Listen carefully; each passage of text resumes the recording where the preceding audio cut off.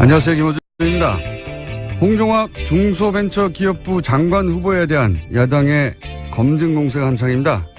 야당은 부의 대물림을 비판하며 증여세 관련 개정안을 발의했던 홍 후보가 자신은 장모의 재산을 상속받는 과정에서 증여세를 탄로했다 주장합니다. 앞에서는 부의 대물림을 비판하면서 뒤로는 부를 물려받고 세금도 제대로 안 냈다.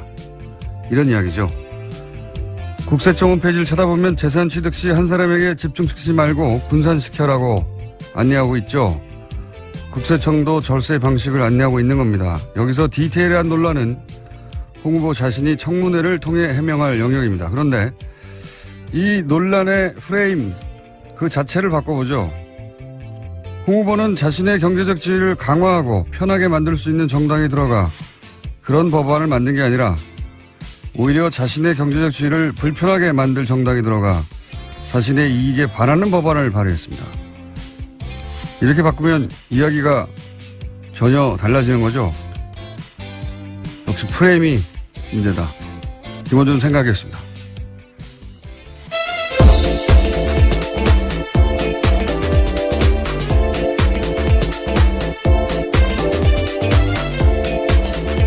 시사인의 김은주입니다. 홍 후보 이야기를 잠깐 해볼까요? 네. 잠깐만 하고 넘어가 보자면, 제가 그 이유는 맨 마지막에 얘기할게요. 네. 이게 한마디로 말해서 꼼수 아니냐 이런 거죠. 네. 또 과거에 여러 가지 비판들을 해왔기 때문에요. 그러니까요. 그런 이야기가 나올 수밖에 없는 상황이긴 합니다. 그렇게 보일 수 있고, 그리고 그 디테일은 그럼 홍 후보가 청문회에서 스스로 해명할 영역이긴 해요. 근데 이제 두 가지를 이야기하고 싶은 대목이 제가 있어서 이야기를 시작한 건데, 세법. 이게 뭐 꼼수지 아니냐. 이건 세무 영역이고요. 예. 정서적인 부분도 있어요. 뭐냐면, 너도 장모 재산 많이 물려받지 않았냐. 부의 대물림을 비판하면서 위선적이다. 이런 거거든요. 또 게다가 미성년자 자녀 부분까지 있다 보니까 그런 건데요.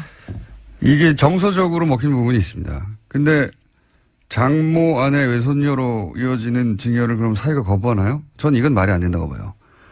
정서적인 부분이 있다는 건 이해가 가는데 거부할 수 없는 겁니다. 그래서 이걸 쪼개기 증여라고 또 표현하는데 두 번째로는 분할 증여는 상식적인 방식이라고 저도 잘 몰라서 물어봤더니 세무사들한테 상식적인 방식이라고 하는데 문제는 증여세 이거의 핵심은 증여세를 부모가 자식에게 현금으로 주고 자식이 아직 어리니까 그리고 그 현금에 대해서 증여세를 또 내느냐 아니면 홍 후보가 한 것처럼 부모가 자식에게 그 돈을 빌려주고 그리고 빌려준 것에 대해서 뭐 세금과 이자를 내느냐. 근데 세무사들한테 알아보니까 이게 절세 그 자체가 진짜 목적이었으면 이거부터 깜쪽 같은 방법은 많다고 해요. 그러니까 절세 자체가 목적이 아니다. 그럼 뭘까? 제가 생각을 해 본 적이 있거든요. 왜 복잡한 방식으로 실익이 그다지 없다는데 부모가 자식에게 현금을 그냥 주라는 거거든요. 야당의 주장은 그냥 주고 그걸로 세금 내게 하고 그리고 그 준 돈에 대해서 또 세금을 내면 되지 않느냐 이런 얘기인데 저는 그냥 줬다가 하면 그것도 부의 대물림이라고 뭐라고 했을 거예요. 예. 세금을 부모가 대신 내주고 근데 이 방식은 뭐냐면 건물을 증여받았단 말이죠. 그러면 증여 시점에서는 아직 그 건물에서 세가 안 나온 거니까 그 시점에 돈을 빌려줍니다. 왜냐하면 노력하지 않고 재산을 물려받았으니까 그리고 그 세가 나오면 그 세로 계속 그걸 갚아라. 이걸 계약을 쓰고 심지어는 원천 징수됐더라고요. 제가 보기엔 이게 홍 후보가 가진 경제관 혹은 부의 대물림에 대한 사고방식인 것 같은데 부모 자식 간이라도 네가 수익이 생기는 것이면 더군다나 물려받은 것이면 계약서 쓰고 이자율로 정했어요. 8점 몇 프로인 거야. 이자 소득도 원천 징수하고 굉장히 깔끔한 방식인 것 같은데 제가 보기엔 거꾸로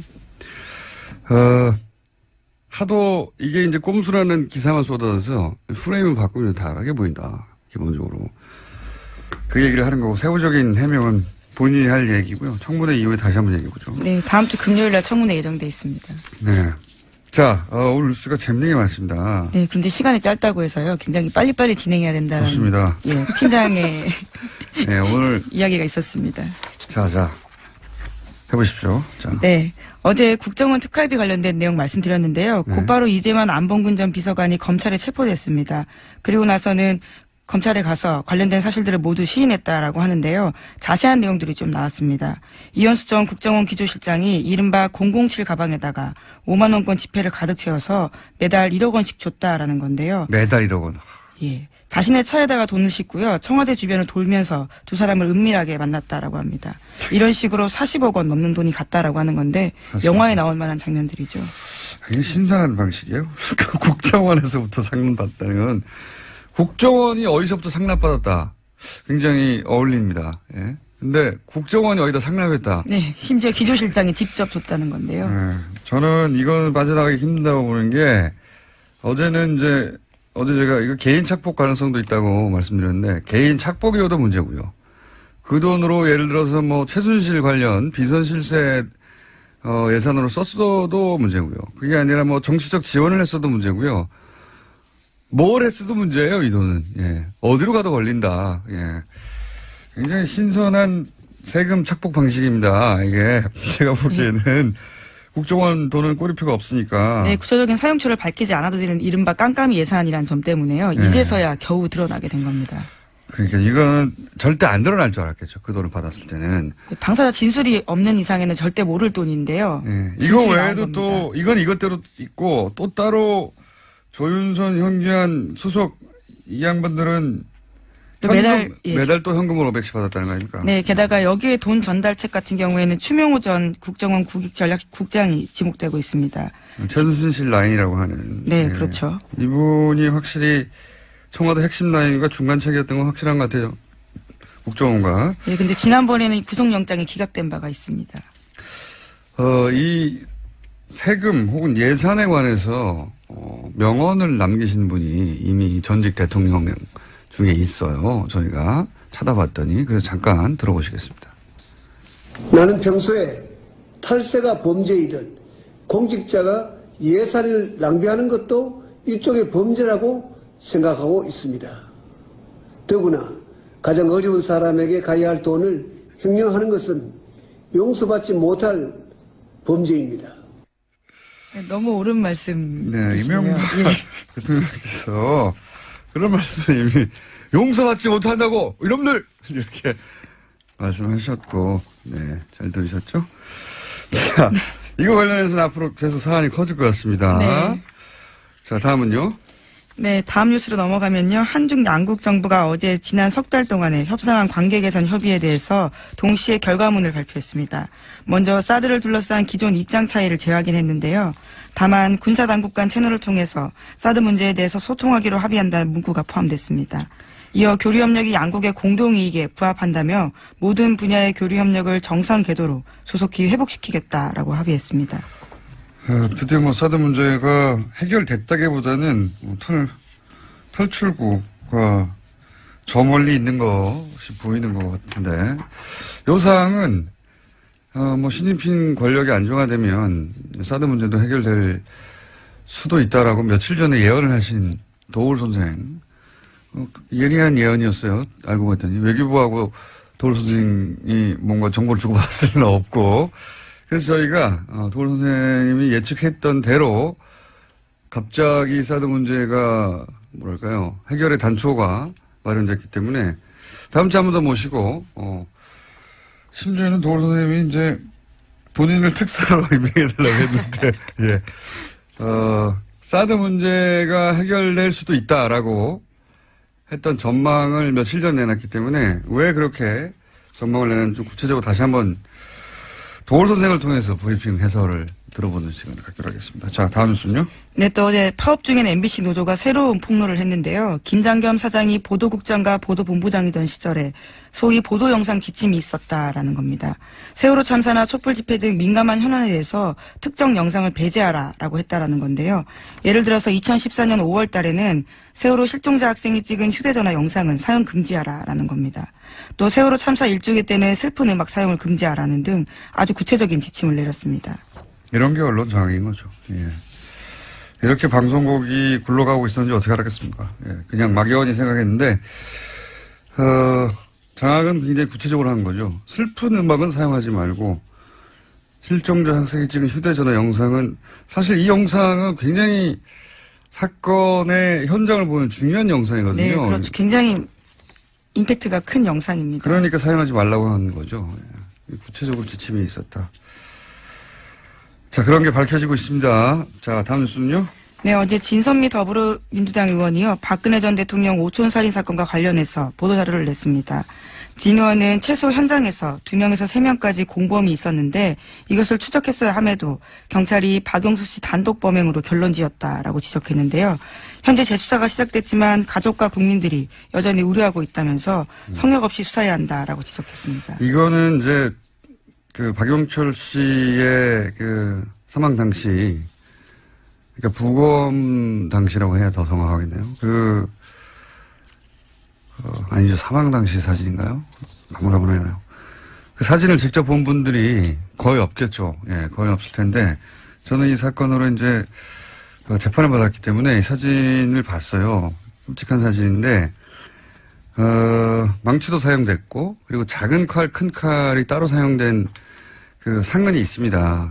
큰 칼이 아니면 불가능한 상처가 있어요. 그래서, 그러면 도대체 한 사람이 번갈아 가면서 옆에 도구를 두고 사용했다는 말이냐. 이게 상식적이지 않잖아요. 심지어 거기서는 모든 지문이 나오지 않았습니다. 그러니까요. 셋 다 박용수 씨의 예. 자살한 박용수 씨의 지문은 이 세 예상되는 범행 도구에서 나오지가 않았어요. 지문이 전부 다. 예. 그리고 더 이상한 건 망치는 바로 옆에 버리고 칼은 또 시내가에 버리고 예, 또 다른 칼은 가방에 있기도 하고. 칼은 예. 또 하나의 칼은 가방에 들고 가고 이게 말이 됩니까? 기본적으로 보자마자 이상한 상황인데 근데 이제 단독 범행이라고 결론 지었는데 이거 관련해서는 제가 광고 하나 해야 되겠네요. 제가 SBS에서 블랙하우스라고 이번 주 토요일 일요일 밤 11시 연속 방송되는데 네, 타방송 이렇게 광고하셔도 괜찮나요? 저를 자르십시오 그러면. 예, 현장에 제3자가 있었다. 예, 아니, 정확하게 또 진선미 의원이 이런 얘기 하셨다고 하길래 관련 지어서 현장에 제3자가 있었다고 하는 목격자가 있습니다. 네, 그게 처음으로 나옵니다. 혼자 할 수 없었던 혹은 혼자 했다고 하기엔 너무 이상한 정황가 너무 많아요. 예. 누가 이거 하나로 하고 한 손에 세 가지를 들 수는 없잖아요. 네, 현장만 가봐도 사실 알 수 있는 일입니다. 정말 이상하다라는 점들은. 그러니까요. 현장만 가봐도 아니 이 사람이 왜 새벽에 그 굉장히 가파른 등산로거든요. 예, 제가 직접 그 등산로 걸어봤습니다. 절벽이 있거든요. 그러니까요. 예. 그리고 조명이 있습니까? 거기 가로등에 전혀 산속에? 없죠. 예. 새벽에 어떻게 그 절벽을 타고 올라가서 자살합니까? 아니 절벽 하나를 넘어도 되는 것도 아니고 그 3km를 가야 돼요. 그 길을 타고 밤새. 말도 안 되는 거죠. 그렇다고 후레쉬가 있었느냐? 후레쉬도 발견 안 됐어요. 절벽으로 올라가는 길에 밧줄 같은 게 있는데요. 정말 장갑을 끼고 잡아야 될 만한 그런 저 밧줄입니다. 그러면 그 밤에 장갑하고 거기를 그렇죠. 장갑이랑 손에 무슨 흔적이 있는데 없단 말이죠. 이게 조금만 당시 제대로 수사했어도 단독 범행으로 결론내는 건 말이 안 되는 거거든요. 자, 과연 그러면 누가 있었느냐? 예, 꼭 져야 됩니다. 이 사안은. 이미 조용히 민원연 김영경 사무처장님 옆에 앉아서 예, 빨리 하나 더 해야 될 것 같은데요. 예, 제목 정도 읽고 넘어가죠. 네. 어제 트럼프와 관련되어 있는 러시아 스캔들에 대해서 뮬러 특검이 1호 기소했다라고 말씀드렸는데요. 그 밖에 예, 2명이 더 있습니다. 또 딴 것도 있습니까? 네, 또 하나 더 있고요. 또 어제 미국에서 상원 외교위원회 청문회가 있었는데요. 매티스 장관이 나왔습니다. 이에 대해서 매티스 장관이 미국에 대한 북한의 공격이 임박했을 경우에 미 대통령이 군 통수권자로서 권한을 사용할 수 있다라는 조선일보의 오늘 아침 보도가 있습니다. 이건 조선일보가 정말 이게 바로 프레임이라는 겁니다. 예, 제가 홍 후보에 대해서 프레임의 문제라고 말씀드렸는데 조선일보는 트럼프 북한의 공격 임박 시 미 의회 동의 없이 공격 가능 이렇게 제목을 뽑았어요. 근데 이 사안은 말이죠. 미 상원 외교위원회 청문회에서 대통령이 전쟁 개시 권한을 제한해야 한다고 청문회를 연 거예요. 지금 거꾸로. 그러니까 핵심은 여기에 나온 당연히 국방장관은 이렇게 말하죠. 대통령한테 그런 권한이 있어야 된다고 주장하지만 이 청문회는 거꾸로 대통령의 권한을 제한해야 되겠다. 트럼프 대통령이 전쟁을 개시할 수 있는 권한을 가지는 게 위험하다는 발상이 지금 있는 겁니다. 미 의회에. 그래서 미 상원의회가 대통령의 권한을 제한해야 되는 거 아니냐. 이런 청문회를 열었는데 국방장관은 동의하지 않는다는 말을 하는 거지. 트럼프가 미 의회의 동의도 없이 공격이 가능하다는 게 이게 지금 언론 용어로 미다시로 뽑힐 일이 아니에요. 제목으로 타이틀로. 이걸 이렇게 프레임을 이렇게 바꾸네요. 네. 자, 그런 일이 있습니다. 트럼프 대통령의 전쟁 개시, 전쟁 선포 권한을 제약해야 한다라는 청문회가 지금 있어요. 예, 미 헌법과 그게 관련되어 뉴스입니다. 있는 뉴스가 있습니다. 자, 여기까지 하겠습니다. 네, 시사인 김은지였습니다. 감사합니다. 네, 바로 이어서 어제 얘기하다가 시간이 짧아서 안녕하세요. 김원경 처장입니다.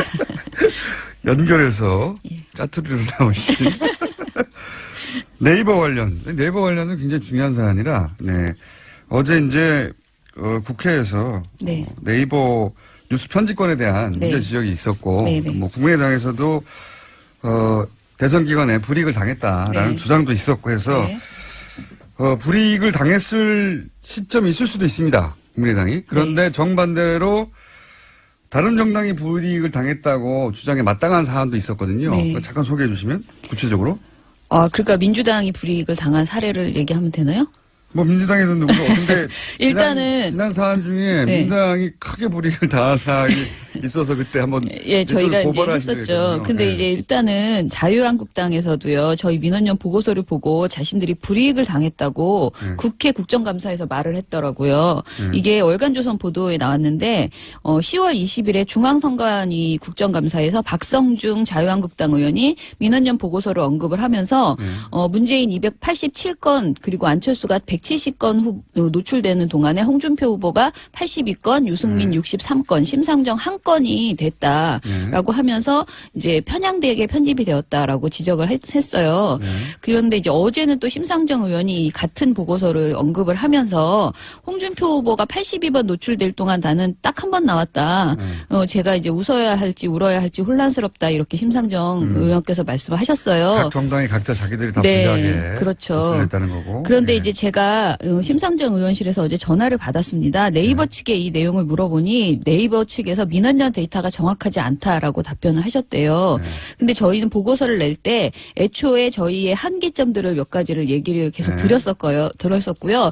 어제 제가 말씀드릴 때 1분 단위 정도로 저희가 수집을 했다고 생각했는데 네. 그게 아니고 완벽하게 실시간으로 다 저희가 그 빨아들이는 그런 이제 그러면은 상황이었어요. 사실 그 민원연이 저도 이걸 들었기 때문에 당시에 네. 민원연이 고민이 많았어요. 왜냐하면 포탈을 상대로 한 어떤 뭐랄까요 미디어 감시? 네. 이거는 누구도 해본 적이 없어요. 왜냐하면 24시간 인간이 볼 수가 없으니까. 예, 그래서 예. 이제 당시 이제 프로그래머들로부터 도움도 받고 해서 네. 30초 단위로 하자, 1분 단위로 예. 하자 했는데 실제로는 근데 실시간으로 그렇게 하는 게 의미가 없어서 다 그냥 계속 새로운 기사가 들어오면 계속 이제 갱신했다. 갱신하는 걸로 했고요. 그러니까 네이버가 데이터가 틀렸다고 말하려면 뭐가 틀렸는지 말해줘야 되는 겁니다. 예. 지금. 근데 이제- 지금은 왜냐하면 예.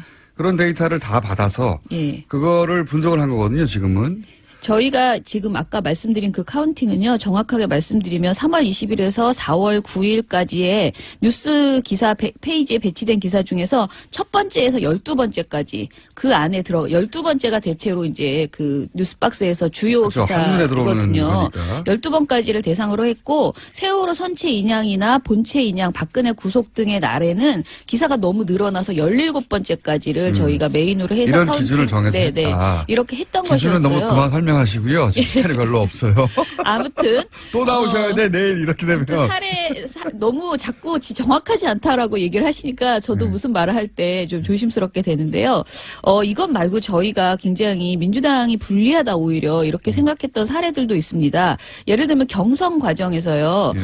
일단은 유승민 후보가 경선이 확정되는 날, 후보로 확정되는 날 3월 28일에 약 13시간 네이버에서 노출되어 있었습니다. 경선 확정은 중요한 날이죠. 네네. 네. 근데 이제 지금 말씀드리는 거는 첫 번째 뉴스박스만이에요. 그러니까 모바일을 열었을 때 첫 번째. 가장 눈에 띄는. 네. 예. 자유한국당 홍준표 후보는 3월 31일 날 확정되었는데 이날 15시간 노출이 되었습니다. 예. 그리고 두 후보는 이제 대선 후보 확정이었으니까 13시간, 15시간이 비슷했고요. 예. 그런데 요 같은 시기에 3월 28일에 국민의당 영남 경선이 있었습니다. 영남 대선 확정이 아니라 네, 영남 경선. 영남 경선인데 안철수 후보가 압승했다는 내용이 13시간 동안 모바일 뉴스 첫 번째 화면에 노출이 되어 있었어요. 특정 지역 경선이었는데. 예. 그런데 민주당 영남 경선도 있었거든요. 예. 민주당 영남 경선은 3월 31일이었는데 이날은 단 2시간만 문재인 후보가 다른 정당에 승리했다는 비해서 것이 민주당 노출 시간이 너무 적었다. 네. 그래서 민주당과 국민의당 후보 확정에 대해서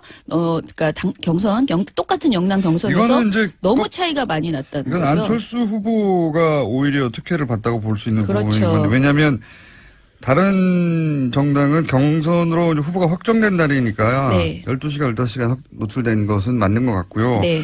그리고 민주당도 경선 확정이 아니라 지역 경선이니까 2시간 노출된 것도 맞는 것 같은데 안철수 후보가 너무 많이 노출된 영남 거죠. 경선 13시간. 후보 확정도 아니고 영남 경선인데 예. 13시간 노출은 많다. 근데 이제 대선 후보가 확정된 날만 비교해 보면요. 네. 문 후보는 16시간, 안 후보는 17시간, 홍 후보는 15시간, 유 후보는 13시간 노출되었다.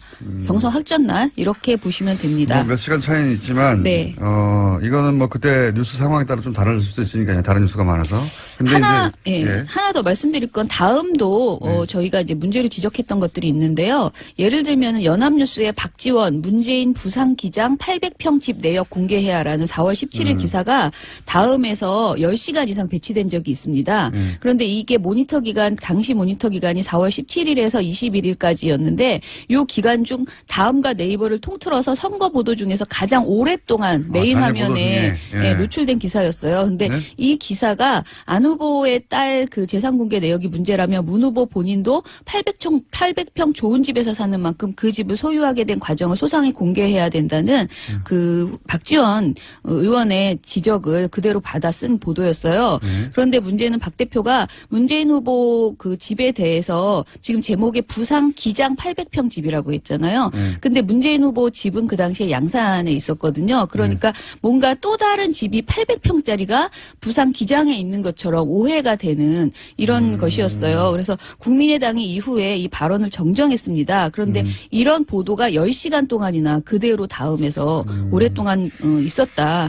이거는 그대로 우리가 받았으니까 괜찮다라고 말하기에는 그러나요? 좀 지나치다라는 그래서 네이버뿐만 아니고 다음도 뉴스 편집에 있어서 신중을 기해야 한다라는 점은 비슷했다. 이게 말씀을 이제 드리겠습니다. 처음 지난 대선에서 해본 건데요. 이 기법과 방식을 좀 더 고도화해 갈 겁니다. 근데 그때는 이제 기법이 아직 개발이 안 돼서 네. 단순 비교한 거거든요. 네, 네. 노출 시간, 그 다음에 정치적 이벤트의 중요성 이런 걸 비교해가며 그 다음에 좀 더 들어가서는 기사가 노출됐다고 다 좋은 게 아니라 부정적이냐 긍정적이냐 이렇게 구분해 가면서 그런데 그렇게 해 보면 사실은 각 정당이 주장하는 것과 다르게 예를 들어서 국민의당이 유리했던 적도 있고 그렇죠. 특정 정당이 유불리가 분명히 있긴 있다. 중요한 건 그렇죠. 여기서 네. 있긴 특정 시점에 특정 정당이 유불리가 분명히 있어 보인다. 그리고 이슈가 불리하면 어쩔 수 없어요. 예를 들어서 자유한국당의 홍준표 후보는 그 돼지발정제 이후에 그때 당시에 엄청 부정적인 제목이 엄청 그럴 수밖에 많았어요. 없죠. 예. 그런데 이걸 우리가 이걸 불리하게 했다고 무조건 잘못했다고 말할 수는 없거든요. 네. 그러니까 이슈에 따라서 사실 바뀌는 것인데 문제는 이제 그 과정에서 포털이 뭔가 의도적으로 비정상적으로 어떤 이슈를 오랫동안 노출시키거나 이런 건 튀는 거죠. 감추는 것은 조금 이상한 것이죠. 기장 800평집 이런 거 튀는 것이고 또는 뭐 지역 경선인데 특정 후보는 대선 확정만큼이나 오래 노출된다든가 이런 거는 포탈에 노출된 시간만큼 엄청나게 노출도가 늘어나는 거죠. 1시간이면 포탈에 접속한 사람이 100만 단위로 들어가기 때문에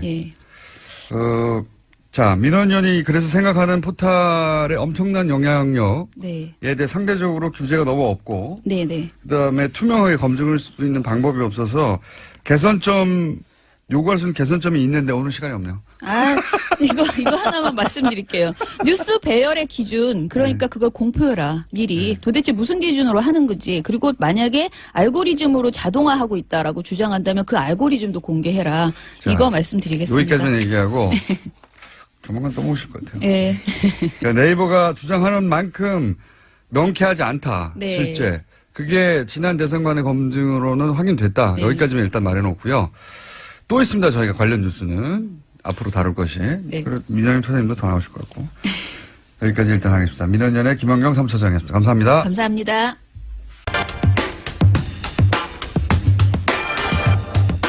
MBC 최장기 해직 기자시죠. 이용마 씨 전화 연결됐습니다. 안녕하세요. 네, 안녕하세요. 목소리가 좋으십니다. 네, 뭐 좋을 때 있고 나쁠 때 있고 네. 오늘은 좋은 편이네요. 네. 다행입니다. 예. 박문진의 자유한국당, 이전에 새누리당 시절이죠. 예, 새누리당 시절에 임명한 이사 두 분이, 사의를 표명했습니다. 그리고 보궐이사 2명이 임명됐는데, 기분이 어떠셨어요? 너무 좋았죠. 예. 제가 다른 데서도 말씀을 드렸지만 그 소식을 듣고요. 두 번째 그 이사가 네. 사퇴했다는 소식을 듣고 집에 그때 있었거든요. 네. 혼자서 정말 엉엉 울었어요. 소리내서. 네. 네. 울보. 네. 그래서 이제는 5대4로, 재판이 됐습니다. 예. 근데 이걸 두고 자유한국당에서 그렇게 주장하는 거는 이해는 가는데, 거꾸로, 한편으로 이 국민의당에서도 이 임명이 방송 장악이라고 주장하거든요. 예. 국민의당에서는 사실은 뭐랄까요. 이렇게 그동안 장악됐던 방송에 의해서 공격을 당했던 것 같은데, 이와간 이런 방송 장악이다 이것이 이런 주장에 대해서는 어떻게 말씀하시겠습니까? 표리부동이라고 생각을 해요. 만약에 이 사람들이 지금 분당이 안 돼 있다라고 한다면 예. 이런 얘기 절대 안 할 사람들이거든요. 그런데 지금 이제 분당이 돼서 자신들이 야당이다. 네. 라고 하다 보니까 결과적으로 이번에 박문진 이사 선임 과정에서 이 사람들이 아무런 영향도 미치질 못했잖아요. 그리고 또 앞으로 사장을 새로 이제 임명을 하게 될 텐데 네. 그 과정에서도 사실상 영향력을 행사할 수 없게 된다는 말이죠. 거기에 따른 어떤 금단 증세라고 봐요. 국민의당에서는 그렇게 대해서는 그렇게 진단하시고, 그럼 보수 야당이 방송 장악이라고 주장하는 것에 대해서는 어떻게 보십니까? 말이 안 되는 거죠. 쉽게 말하면 지금까지 MBC라고 하는 존재는요. KBS도 마찬가지고 예. 사실상 자유한국당의 뭐라고 해야 될까? 끈앞풀이라고 해야 될까? 한 몸이었습니다. 지금까지. 그러니까 자유한국당의 소유권을 그쪽에서 가지고 있었던 거죠. 그런데 이제 이걸 놓치게 된 상황이 된 거 아닙니까? 네. 그러다 보니까 지금 언론 장악이다 이런 식으로 말도 안 되는 주장을 펴고 있는 거죠. 제가 볼 때는 그동안 국민들이 어찌 됐든지 간에 새누리당에게 권력을 위임을 했었잖아요. 네. 그 위임된 권력을 가지고서 MBC나 KBS 같은 공영방송을 이거 원래 국민의 것인데 강탈을 했던 거예요. 그걸 이제 도적들이 쫓겨나면서 국민들에게 다시 되돌려 주려고 하니까 도적이 이건 원래 내 거다라고 자기 소유권을 주장하는 거거든요. 정말 어불성설이죠. 예. 예, 아주 간단하게 정리해 주셨는데, 그러면 앞으로는 MBC, KBS 포함하여 당연히 이 공영방송 사장은 어떻게 선출해야 되는 겁니까? 지금 오랫동안 그 고민을 해보셨을 것 같은데. 그렇죠. 지금 국회에 보면은 언론장악 방지법이라고 하는 게 올라가 있거든요. 예. 언론장악 방지법을 보면은 앞으로 공영방송 사장을 뽑는 데 있어서 여야가 사실상 동의를 해서 뽑자 이런 안이 마련이 돼 있어요. 예.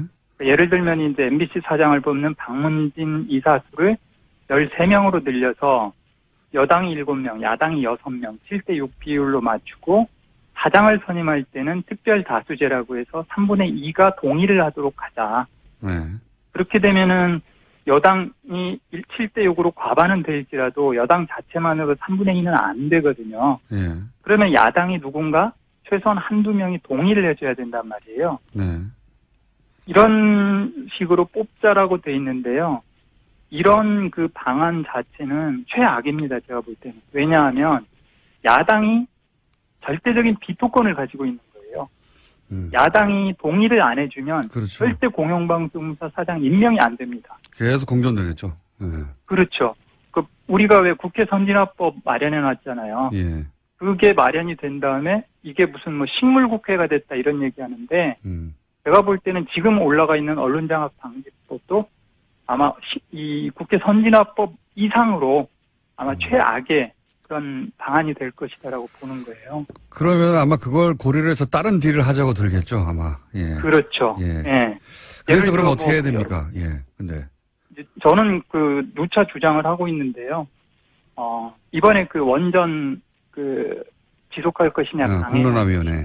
예. 공론화위원회가 만들어졌잖아요. 예. 이것과 이제 비슷합니다. 일반 국민들 중에서 무작위로 네. 50명에서 100명 정도를 추첨을 하는 거예요. 그래서 이 사람들이 일종의 사장 추천위원회를 결성을 합니다.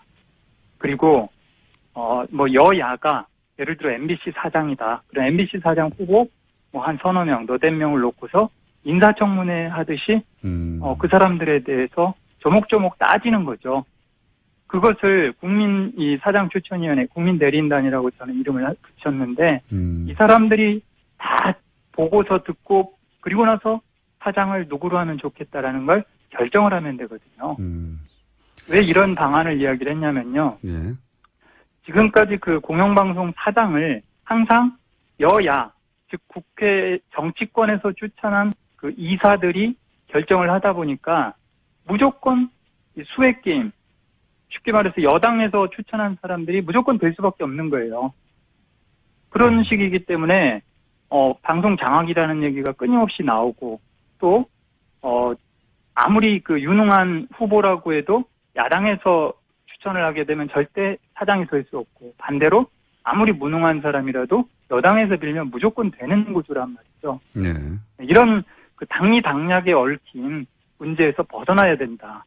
그래야 알겠습니다. 공영방송이 정치권에서 완전히 독립을 해서 자율적인 목소리를 낼 수 있고 또 이 국민 대리인단을 통해서 사장을 뽑는다라면 내부 구성원들도 나중에 자기가 사장이 되겠다라고 생각을 한다라면 이제부터는 정치권을 바라보면서 어떻게 하면 정치권의 추천을 받아서 혹은 정치권의 로비를 잘해서 내가 사장이 되겠다 이런 생각보다는 국민들한테 잘 보여야 되겠구나. 그러려면 회사 생활을 할 때도 기자나 PD로서 열심히 일을 할 거 아니에요. 국민을 바라보면서. 이런 식으로 돌아가야 알겠습니다. 선순환 구조가 되지 않는가. 예. 방통위가 참고해야 될 말씀이신 것 같고 아시는 분은 다들 아시지만 모르신 분들도 있을 테니까 지금 말기암이시죠? 예, 그렇죠. 네. 예. 그래서 10살인가요? 아들 둘이? 예. 쌍둥이 아들. 예. 둘 다 10살입니다.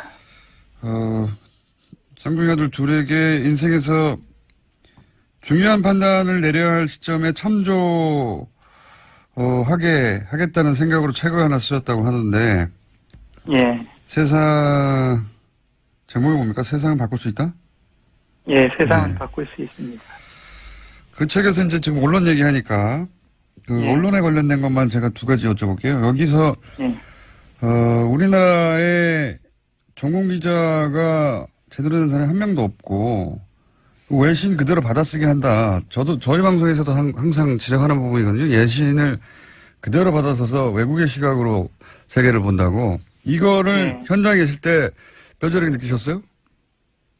예, 제가 2001년도에 아프간 전쟁이 발생했거든요. 예. 미국이 아프간을 9.11 테러 이후에 네. 공격을 했는데 그 당시에 우리나라에서 엄청나게 많은 언론인들이 파키스탄에 파견이 됩니다. 네. 왜냐하면 그 당시 이제 전쟁이 발생을 했기 때문에 아프간에는 못 들어가는 거예요. 아하. 그러다 보니까 바로 그 인접국인 파키스탄에 파견이 되는데 예. 파키스탄은 아프간하고 솔직히 수백 킬로 떨어져 있잖아요. 사실 전쟁터가 아니라 한국에 전쟁 났는데 도쿄 가서 보도하는 거죠. 예. 그렇죠. 그런 셈입니다. 그쪽에 가서 전쟁 취재를 하는 거예요. 그러면서 마치 뭐 대단한 종군 기자들을 파견한 것처럼 이렇게 뭐 자기 뭐 지면이나 혹은 방송을 통해서 광고를 하는데 저도 처음에는 이제 모르니까 그런가 보다 하고 그래도 저 기자가 됐는데 이런 거 한번 취재해봐야 되지 않겠느냐. 그래서 네. 이제 지원을 해서 갔죠. 가서 보니까 수백 킬로미터 떨어진 지역에서 무슨 전쟁 취재가 돼요. 거기에다가 더 중요하게는요. 예를 들어 방송사 같은 경우 MBC, KBS 같은 경우에는 2명씩 보냈습니다. 취재 기자를. 네. 파키스탄에 2명이 가서 뭘 취재할 수 있겠어요. 수백 킬로 떨어져 있는 데다가 2명이 달랑 가가지고 어떻게 취재를 하냐. 네. 근데 그게 우리 전쟁이- 언론의 현실이었다. 그렇죠.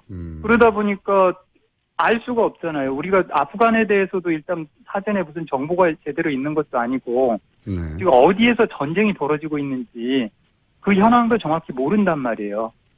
그걸 국내도 아니고 파키스탄에 외국에 가서 우리가 어떻게 알 수 있겠어요. 알겠습니다. 네. 그러다 보니까 외신 받아서 다 쓰고 화면은 서울에서 미국에서 산 화면들 그걸 다 붙여주고. 미국 언론들이 보도한 것, 미국 언론의 시각으로 이제 그 사건을 볼 수밖에 없게 되는 거죠, 결국은 계속해서. 그렇죠. 네. 앵커의 문제에 대해서도 지적하셨는데, 이건 구체적으로 어떤 이야기입니까? 앵커의 허상. 이건 뭐 저 종공 기자랑 약간 유사할 수 있는데요. 예.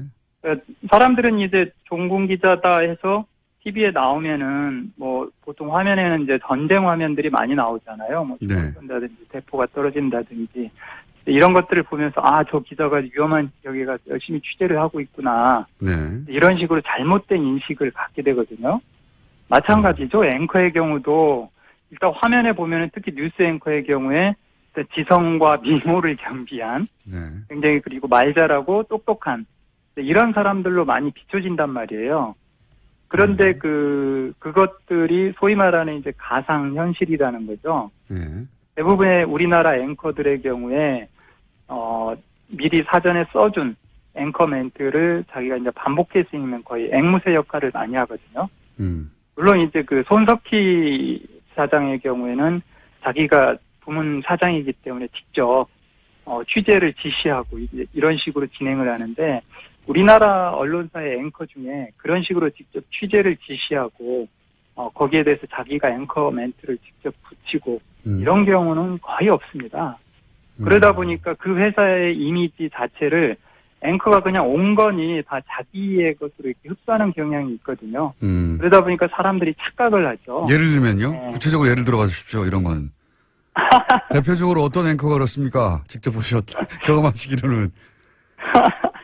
곤란하시죠? 예. 곤란하죠. 그 네, 책을 근데- 한번 읽어보시면 알 것 같아요. 책에는 쓰셨어요? 예. 연결한 김에 말씀하세요. 예. 대표적으로 경험하신 바로는 대표적으로 어떤 앵커가 소위 이제 다 이미지냐, 이미지에 불과하다. 예. 이제 예전에 MBC 선배 중에 한 분이 MBC 앵커, 뉴스데스크 앵커 상당히 오래 하셨잖아요. 여러분이 그 오래 당시에 이제 하셨는데요. 주변 사람들이 저한테 물어봐요. 그 사람 어떠냐고. 예.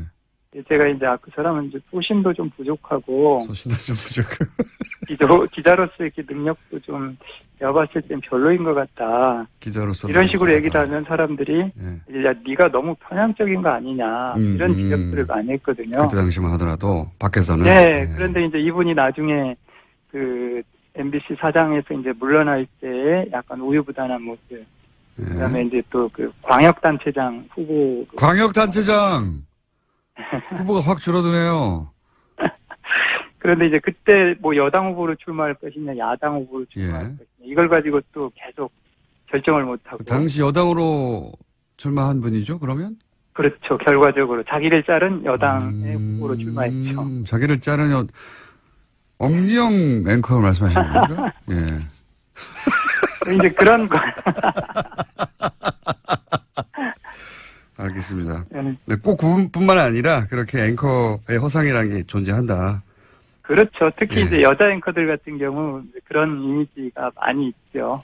예. 알겠습니다. 예. 저희 가족 중에도 사실은 말기암 환자가 있어서 예. 건강 문제를 물어보는 게 오히려 괴롭다는 걸 제가 잘 압니다. 그래서 예. 통증 없이 기분 좋게 최대한 하고 싶은 거 하시고 다 하시고 책도 잘 팔렸으면 좋겠습니다.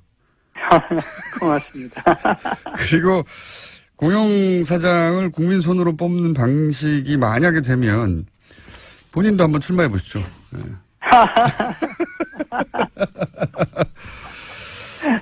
저희가 오늘 준비한 시간은 여기까지 하겠는데요. 예. 예. 컨디션이 좋아서 직접 나오실 수 있는 날이면 제가 좀 길게 해볼게요, 인터뷰. 예. 예. 알겠습니다. 오늘 말씀 여기까지 듣겠습니다. 감사합니다. 예, 고맙습니다. 네. 예. 지금까지 이용마 해직 기자였습니다.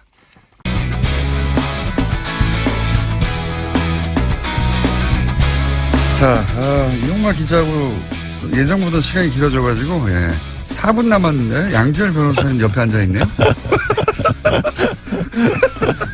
그냥 하시지, 계속 인터뷰. 예. 예. 초스피드하게, 아니, 오셨길래, 예, 오늘 왔으니까 그냥 갈 수는 없고. 초스피드. 그럼 저 국정원 특수활동비, 이거 예. 월 1억씩 받았다는데, 이거 이제 무슨 죄입니까?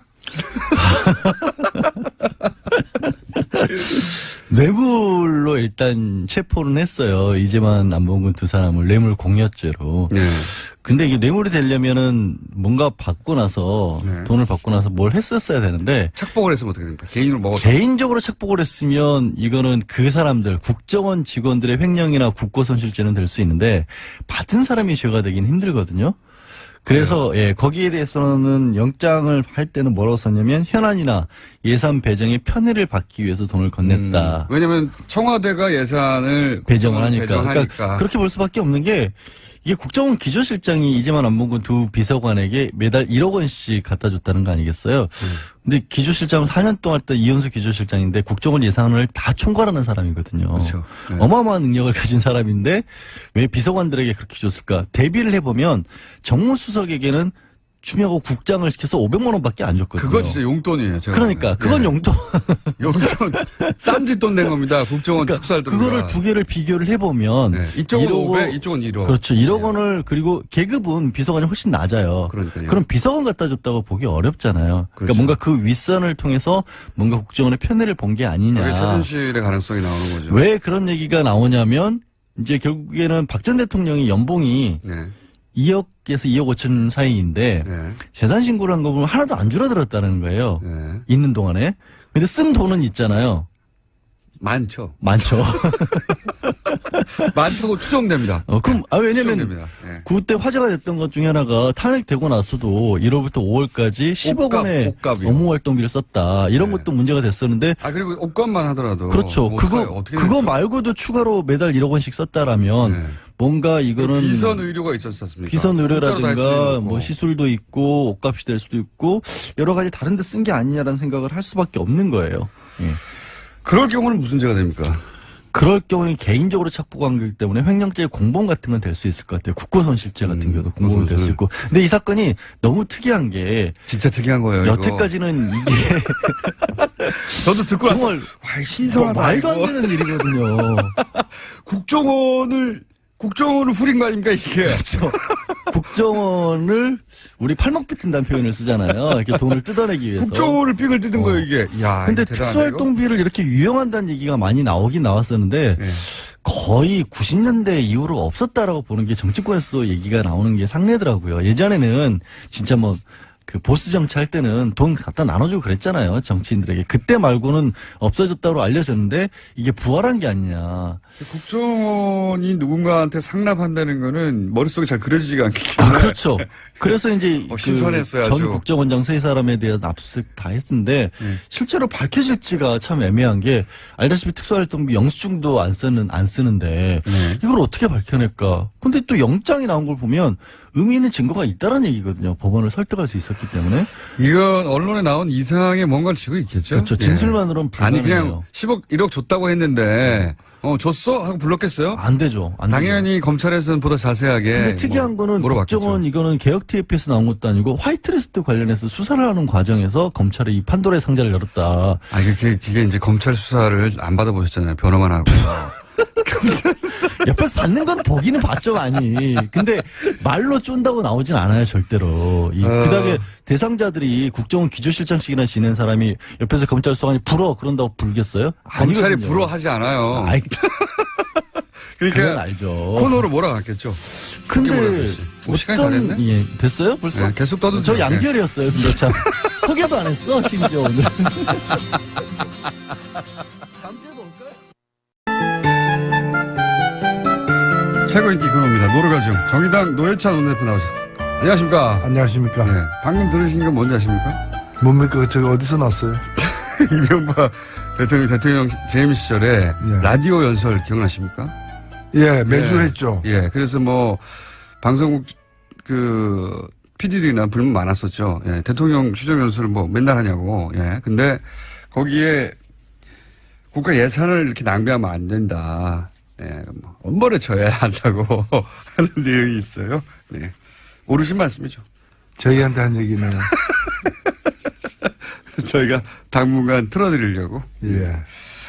그 얘기를 먼저 틀은 이유 중에 하나가 또 국정원 특수활동비 얘기를 또 하지 않을 수 없지 않습니까? 네. 어제, 내일은 수요일, 노회찬 대표님 나오신 날 재밌겠구나 했는데, JTBC에 미리 나와서 배신을 하셨더라고요. 많이 남겨놨습니다. 많이 남겨놨습니다. 건더기 거기서 다 하신 것 같던데. 자, 저희가 제일 싫어하는 게 화요일 밤에, 수요일 나올 게스트가 나가는 겁니다. 유념하겠습니다. 예. 그러나 꼭 그런 일이 벌어지더라. JTBC가 부르면 안 나갈 수가 없잖아요, 또. JTBC에서 윤수 공장을 부른 거죠. 자, 거기 나가서 특수활동비에 대해서는 최순실과의 연결고리를 생각해 봐야 된다. 이렇게 말씀하셨잖아요. 왜냐면요. 예. 좀 잘 봐야 될 것이 예. 요즘에 하도 이렇게 거액들이 오가는 얘기들이 많다 보니까 매달 1억씩 돈 준 것에 대해서 별거 아닌 걸로 느끼는 예. 분도 있는 것 같은데 일단은 3년 동안 한 40억 줬다는 거거든요. 너무 큽니다. 그러니까 1년에 10억에서 12억 줬다는 얘기인데 예. 그 액수면은 우리나라 그 17개 부처들, 특수활동비 쓰는 부처들 중에서 중간 정도 되는 이제 그 외교부, 예. 외교부가 1년에 쓰는 돈이 그 돈이 안 돼, 9억이 채 안 됩니다. 9억이 아니에요. 1년에 9억이 채 안 됩니다. 그러니까 한 부처가 쓰는 특수활동비보다 더 많이 쓴 겁니다. 아. 그러니까 이게 그 금압이 용돈 이런 개념이 아니에요. 이거는 그러니까요. 진짜 특수한 활동을 위해서 준 돈이다 이렇게 봐야 되고요. 또 이 돈을 요구했다는 거 아닙니까? 안 먹은 그렇죠. 이자만이 직접. 예. 내놔라. 내놔라는 얘기는 나 술 한 잔 먹게 밥 한 번 먹게 돈 달라 이 얘기가 아니거든요. 네. 우리가 지금 중요한 일을 하고 있다. 네. 그 돈 좀 내놔라 이 얘기고 그 중요한 일이 뭐겠습니까? 그 다음에 또 잘 봐야 될 게 조윤선 예. 정무수석 예. 월 500씩 줬거든요. 요건 용돈에 가까워 보입니다. 그렇죠. 예. 그건 500인데 여기는 1억이라는 거죠. 그렇죠. 다 그럼 그 다른 차이는 뭐냐? 예. 대통령과의 거리 차이입니다. 대통령과 조윤선의 거리. 예. 그다음에 이 문고리 3인방과 대통령과의 거리. 예. 거리가 가까우니까 돈이 더 많이 간 거고요. 제2부속실장. 예. 그리고 총무 수석. 예. 정무비서관 정무비서관이죠. 시절에 예. 이걸 받았는데 예. 제2부속실이 뭡니까? 이게 원래는 대통령 부자하는 배우자. 거죠. 예. 근데 배우자가 없는 대통령이니까 그 제2부속실이 최순실 뒷바라지를 한 거거든요. 그렇게 나오고 있죠. 예. 예. 그 이영선, 예. 그다음 윤전추 예. 이런 사람들이 다 어디서 근무했느냐? 제2부속실입니다.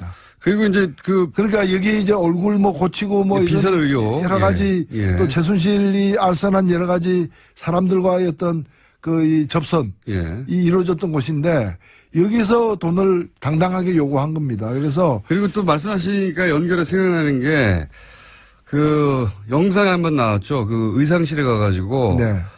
현금으로 따박따박 네. 그 돈을 줬단 말이죠. 그 그렇죠. 의상비를. 그 의상비 어디서 나왔냐. 대통령이 줬다고 주장했거든요. 그렇죠. 근데 대통령이 재산은 줄지 않았어요. 네. 뭐 어디서 나왔겠죠. 그렇죠. 이런 거에서 썼을 가능성이 있습니다. 맞습니다. 그래서 네. 5만 원짜리 바닥바닥 줬거든요. 그래서 이 대통령이 이 문제와 관련해서 이 특수활동비와 관련해서 예. 수사를 다시 받아야 됩니다. 다시 받아야 되고 또 이 돈의 액수 크기로 봤을 때 예. 1년에 뭐 10억씩 옷을 해봤는지도 의문이거니와. 그렇진 않았겠죠. 그래서 이 돈이 예를 들면은 선거 예. 누가 이제 좀 챙겨야 될 사람들 그런 사람들을 지원하는 뭐 예. 친박 인사들 그 선거에 대한 불법 선거 자금으로 쓰여졌는지 여부 예. 등 제기되는 의혹들이 많기 때문에 저런 것도 있지 않습니까? 비선 의혹 그러면 어떻게 무슨 돈으로 줬냐. 그렇죠. 다 공짜로 했을 리는 없고. 그렇죠. 예, 무슨 주사 아줌마들 들어왔다고 하고 하니까 네. 그럴 때도 너희 나갔지 않았을까, 그죠? 그 하루 이틀 그렇습니다. 한 게 아니기 때문에 하나부터 차비라도 줘야 되고 고맙다고 뭘 줘야 될 거 아닙니까? 예. 그런 것도 이런 돈에서 처리했을 가능성이 있고요. 그래서 사실은 이 빛과 그림자처럼 그 빛이 있으면 그림자가 나오듯이 활동이 있으면은 돈이 필요한 거 아닙니까? 예. 그럼 이제까지 그 불법적인 여러 활동들 예. 또는 탈법적인 그런 활동들은 많이 드러났는데 그것이 어떻게 움직였는가? 예. 차는 갔는데 기름은 어디서 넣었느냐? 예. 무슨 돈으로 기름 넣었느냐? 이게 이제 안 드러났는데 그 일단이 드러나고 있다. 이래 봐야 됩니다. 처음엔 최순실 씨의 돈으로 준 거 아니냐. 이런 얘기도 있다가 그렇게 되면 문제가 되니까 이제 대통령이 주었다. 대통령한테 받아서 돈을 줬다. 의상비 같은 경우에. 그러면 대통령 의상비는 대통령 계좌에서 나오거나 돈에서 나와야 되는데 그 재산은 변함이 없어요. 그러니까 이런 데가 아니었을까. 옷값도. 그러니까요. 국가정보원, 국정원에서 대통령 옷값을 준 게 아닐까 결국 네. 받아가지고. 국가의상실이었던 거예요. 의상실.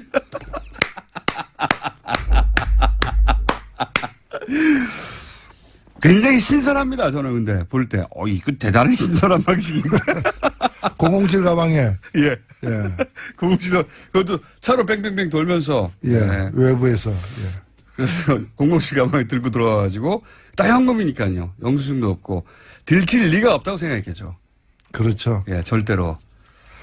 본인들이 탄핵이 되고 난 다음에 이렇게 이런 대상이 될 줄 상상도 못했겠죠. 사실 이 두 사람은 박근혜 탄핵 이후에 박근혜를 배신한 셈이에요.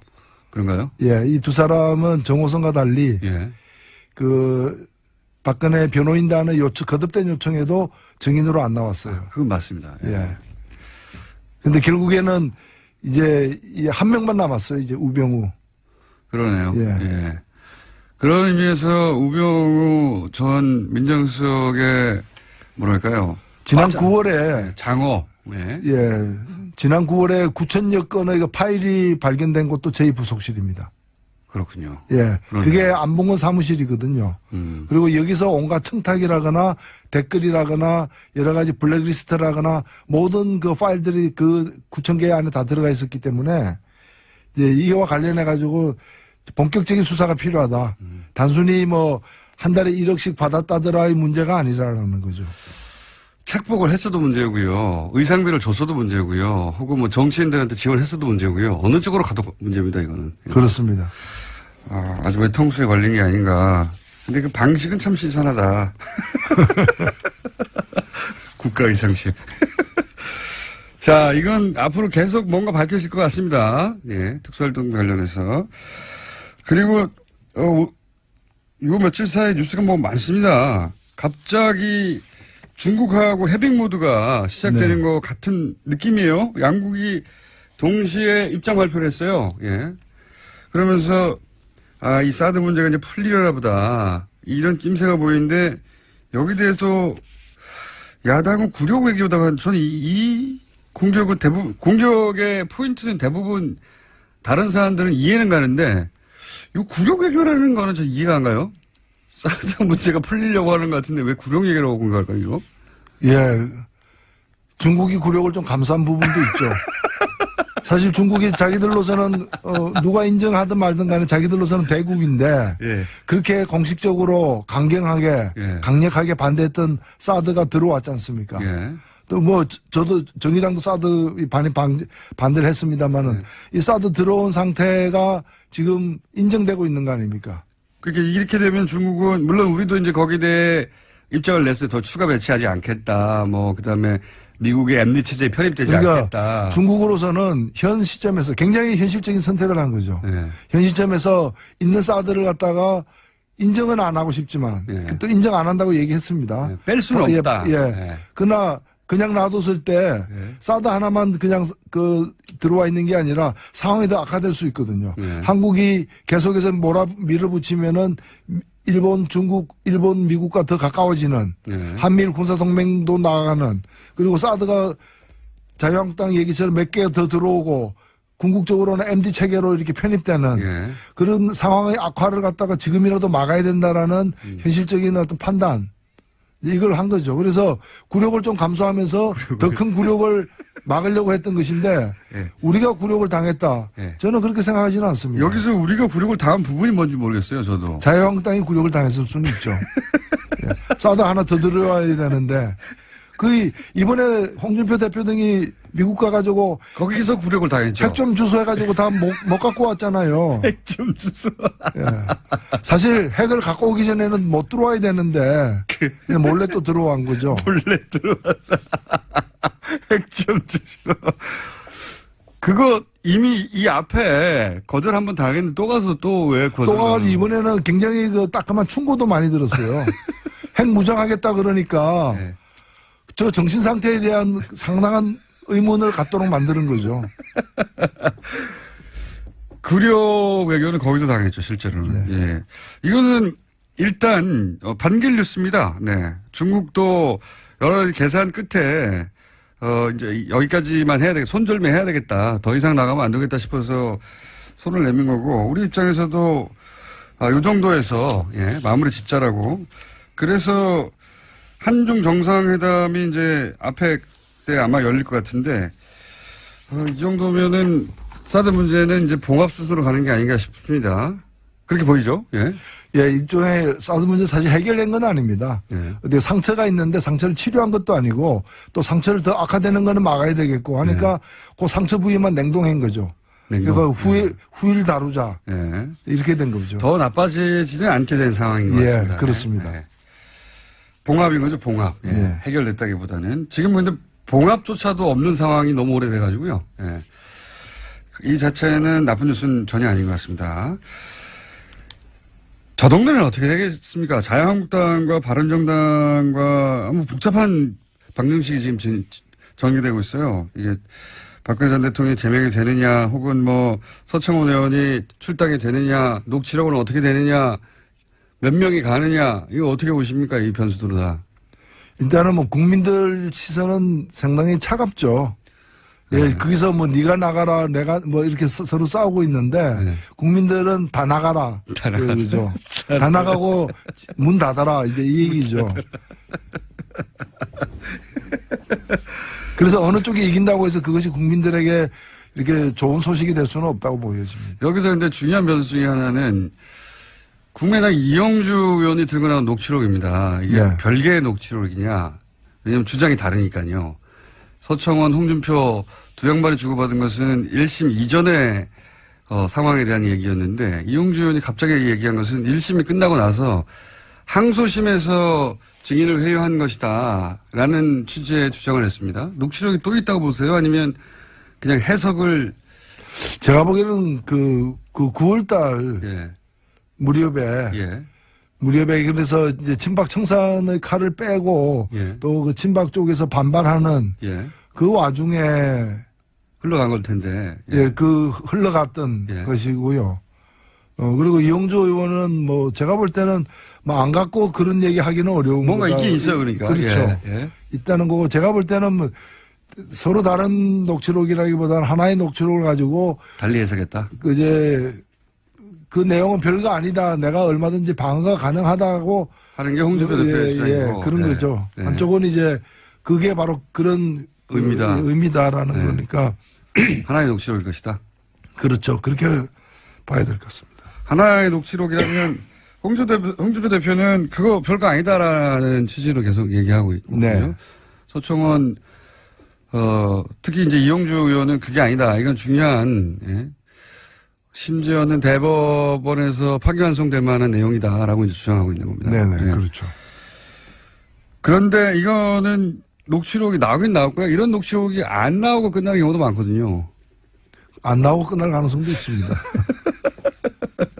맞습니다. 과거에 녹취록 정국이 몇 번 있었는데 결정적으로 그 녹취록이 안 나오고 끝난 경우도 몇 번 있어요. 예. 그 녹취록을 꺼내지 말라, 공개하지 말라라고 지금 사실은 그 홍준표 대표가 얘기하고 있는 거죠. 뭐 팔선 의원이 그러면 되냐, 후배한테 까마득한 후배한테 이 얘기는 한번 붙어보자는 얘기가 아니고 왜 그러세요? 이제 그런 얘기죠. 읍소하는 말로 합시다. 예. 이런. 이 어떻게 전망하십니까? 실제로 지금 뭐 한 7, 8명에서만 12, 13명까지 갈 수 있다고. 두 자리가 될 가능성은 없다고 봐야 될 것 같고요. 그렇습니까? 예. 저쪽 상황이 복잡해져가지고. 일단은 한 7, 8명이라도 가겠다라는 것 같고요. 예. 다만 이제 그 최소한의 조건은 11월 3일 날 정리가 깔끔하게 돼야 되는데 일단 박근혜 전 대통령이라도 확실히 출당이 되고. 네. 예. 그것이 최고위원회에서 이제 불가능해지거나 당장에 그날은 어려워지거나 그게 이제 또 이상하게 번지게 되면은 이제 다 그게 연동해 가지고 며칠이라도 한 미뤄지는 거겠죠. 근데 가긴 갈 거라고 보시는 거죠. 다만 11월 13일 날 이전에는 가려고 할 것이다. 11월 13일. 바른정당 전당대가 있으니까. 예. 근데 뭐 모든 게 그렇지 않습니까? 뭐 비행기도 보면은 뭐 활주로 해서 그냥 또 몇 시간씩 있는 경우도 있고 그게 뭐 길어질 수도 있고 하니까 떠야 뜨는 거죠. 회항도 하고 합니다. 예. 아, 그래. 떴다가도 돌아오기도 하는 거죠. 예. 가긴 갈 텐데 12자리는 안 되실 거라고. 안 될 거라고 지금 전망하시는 거고. 그럼 박 전 대통령 제명 절차 3일입니다. 3일. 이제 며칠 안 남았습니다. 내일 모레네요. 3일 날 제명이 완료되면 그러면 이제 탈당은 분명히 이루어지긴 이루어질 것이고 그 시점이 지금 6일쯤으로 예정하고 있거든요. 다음 주. 예. 이때 두 자리냐 한 자리수냐에 따라서 또 파급도 달라질 수도 있습니다. 그렇죠. 예. 그게 이제 상황에 따라서 몇 자리 그 숫자도 연동해서 결정될 텐데 예. 그렇게 뭐 두 자리까지 될 가능성은 현재로서는 적어 보입니다. 지금 이제 자유한국당 입장에서는 12명에서 다시 계산해보니까 14명이라고 하더라고요. 14명이 넘어가면 이제 120석이 넘어서 국회 선진화법상 사실상 모든 법안에 거부를 할 수 있는 상황이 되죠. 예. 무조건. 예. 그걸 원하는 것 같아요. 자유한국당 입장에서는. 그렇죠. 예, 야당의 존재감을 위해서. 그래서 이제 두 자릿수냐, 한 자릿수냐를 계속 얘기하고 있는 거고요. 그 초재선 의원들이 친박도 나가고 홍준표 대표도 사퇴해라. 요런 목소리가 나오긴 나오는데 실제로 이렇게 될 가능성은 높지 않지 않습니까? 그 초재선이라고 하지만은 그런 둘 다 나가라는 얘기는 예. 초선의 일부가 하는 얘기고 예. 재선의 다수는 친박이기 때문에 예. 좀 이 분위기가 사뭇 다르죠. 이거 만약에 의총을 해가지고 현역, 그 서청원 최경환 의원은 현역이라 출당의 조건이 의총을 해서 그러니까 현직 의원들끼리 모여가지고 표결해야 되지 않습니까? 네. 그래서 3분의 2가 결정해야 되는데 그건 어렵지 않겠습니까? 그거는 불가능해 보인다는 게 그 여의도의 정설입니다. 그죠. 네. 예. 아직 서청원 최경환 의원 소위 친박이라고 하는 숫자가 그냥 단순히 숫자로만 쓰면 더 많지 않습니까? 그렇죠. 예, 여전히. 자, 국감은 어떻게 평가하십니까? 사실상 마무리됐는데 막판에 이제 자유한국당이 나갔다 다시 들어오기도 했고요. 예. 국감이 그 사실은 자유한국당이 이번에 피감 기간이었어요. 그때 비감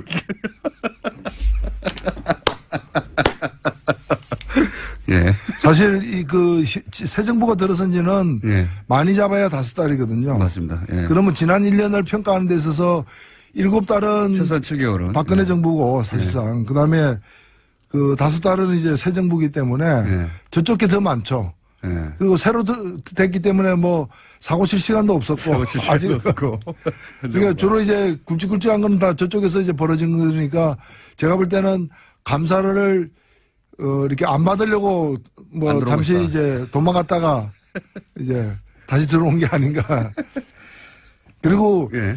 너무 제가 참 저도 그 자괴감이 들 정도로 시중에 모든 유언비어 다 갖고 와가지고 예. 막 그걸 쏟아붓고 이렇게 참 그런 한심한 광경들이 많았습니다. 예를 들면은 제가 이제 가장 이제 국감 막바지에 흥진호 사건이 있었지 않습니까? 예, 예.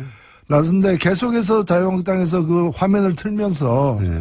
흥진호 북한의 그 어선들이 이제 뭐 뒤에 밝혀졌지만은 20시간이나 북한 수역에서 예. 모든 걸 다 꺼버리고 예. 위치 확인 같은 거 못하게 해놓고 거기서 고기를 잡고 있었던 거죠. 그렇죠. 예. 불법 워로를 한 거죠. 예. 그 다음에 이 사람들이 또 결국에 납포당해가지고 예. 원산 예. 한국까지 갔던 게 22일인데 예. 그 22일 아침에 선주는 예. 선장하고 통화했다고도 거짓말했어요. 그러니까 선주란 사람도 이게 북한에서 조업하고 있기 때문에 위치를 알고 알 수 싶지 없는 않았던 거를 거죠. 갖다가 예. 알고 있는 거예요. 예, 예. 근데 우리나라 당국을 속이기 위해서 예. 해경에다가 이 위치를 갖다가 나는 선장하고 통화했다니까 해경은 잘못된 통보를 듣고 예. 20일 아침까지 통화가 됐구나 하고 예. 계속 바다를 찾고 있었던 거예요. 예. 그럴 수밖에 없죠. 네. 예. 그러다가 그러니까. 이제 돌아왔는데 예. 돌아올 때 막 온갖 카메라들이 다 달라붙으니까 마스크를 쓰고 이제 예. 선원들 10명이 이제 왔는데 북한이 의외로 일찍 돌려보냈어요. 예.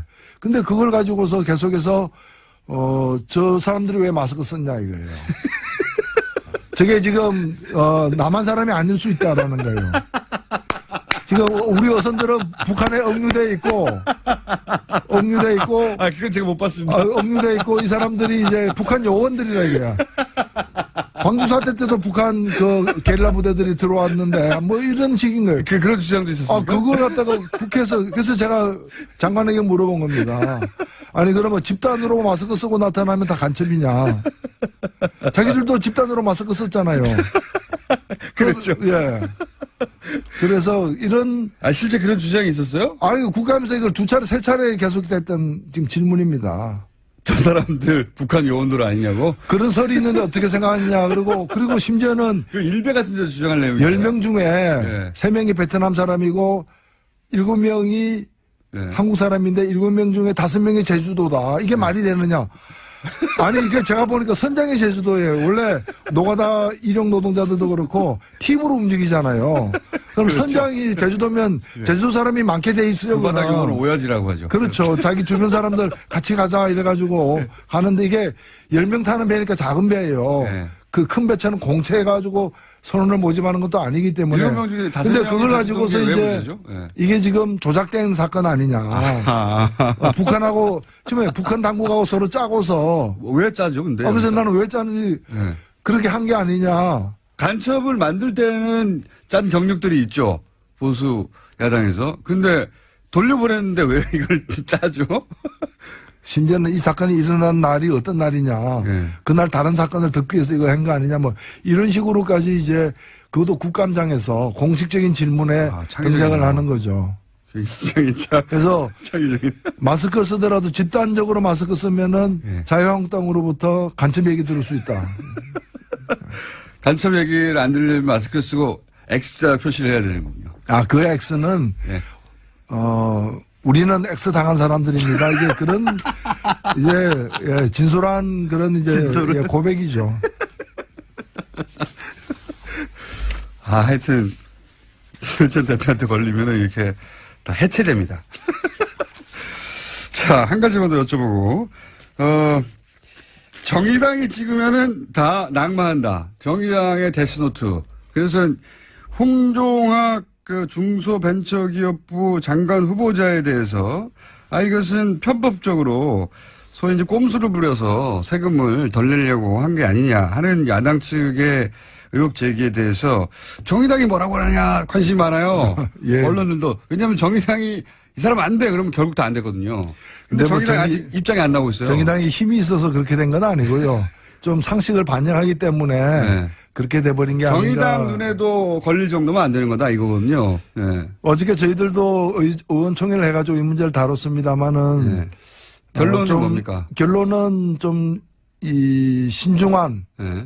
앞으로 이제까지 이제 여러 가지 사실들을 확인이 덜 된 게 좀 있고요. 네. 또 청문회가 시작도 안 되기 때문에 좀 신중하게 지켜보기로 했고요. 이건 청문회의 해명을 들어보고 판단하자. 예, 그렇죠. 네. 그래야죠. 지금까지 나온 것만 가지고 얘기하기는. 데스노트는 안 올라왔군요, 아직. 예. 그리고 나온 것도 보면은 뭐 확실히 거액을 갖다가 어린 중학생이 상속을 증여를 받는다거나 또는 이제 뭐 특목고 반대했는데 뭐 특목고 다닌다거나 이런 것들이 국민들 시각에서 문제로 그 여겨지는 건 당연하거든요. 그 대목 자체로는 그렇습니다. 그렇죠. 예. 그리고 뭐 빈부격차나 이런 걸 감안해도 예. 그렇고요.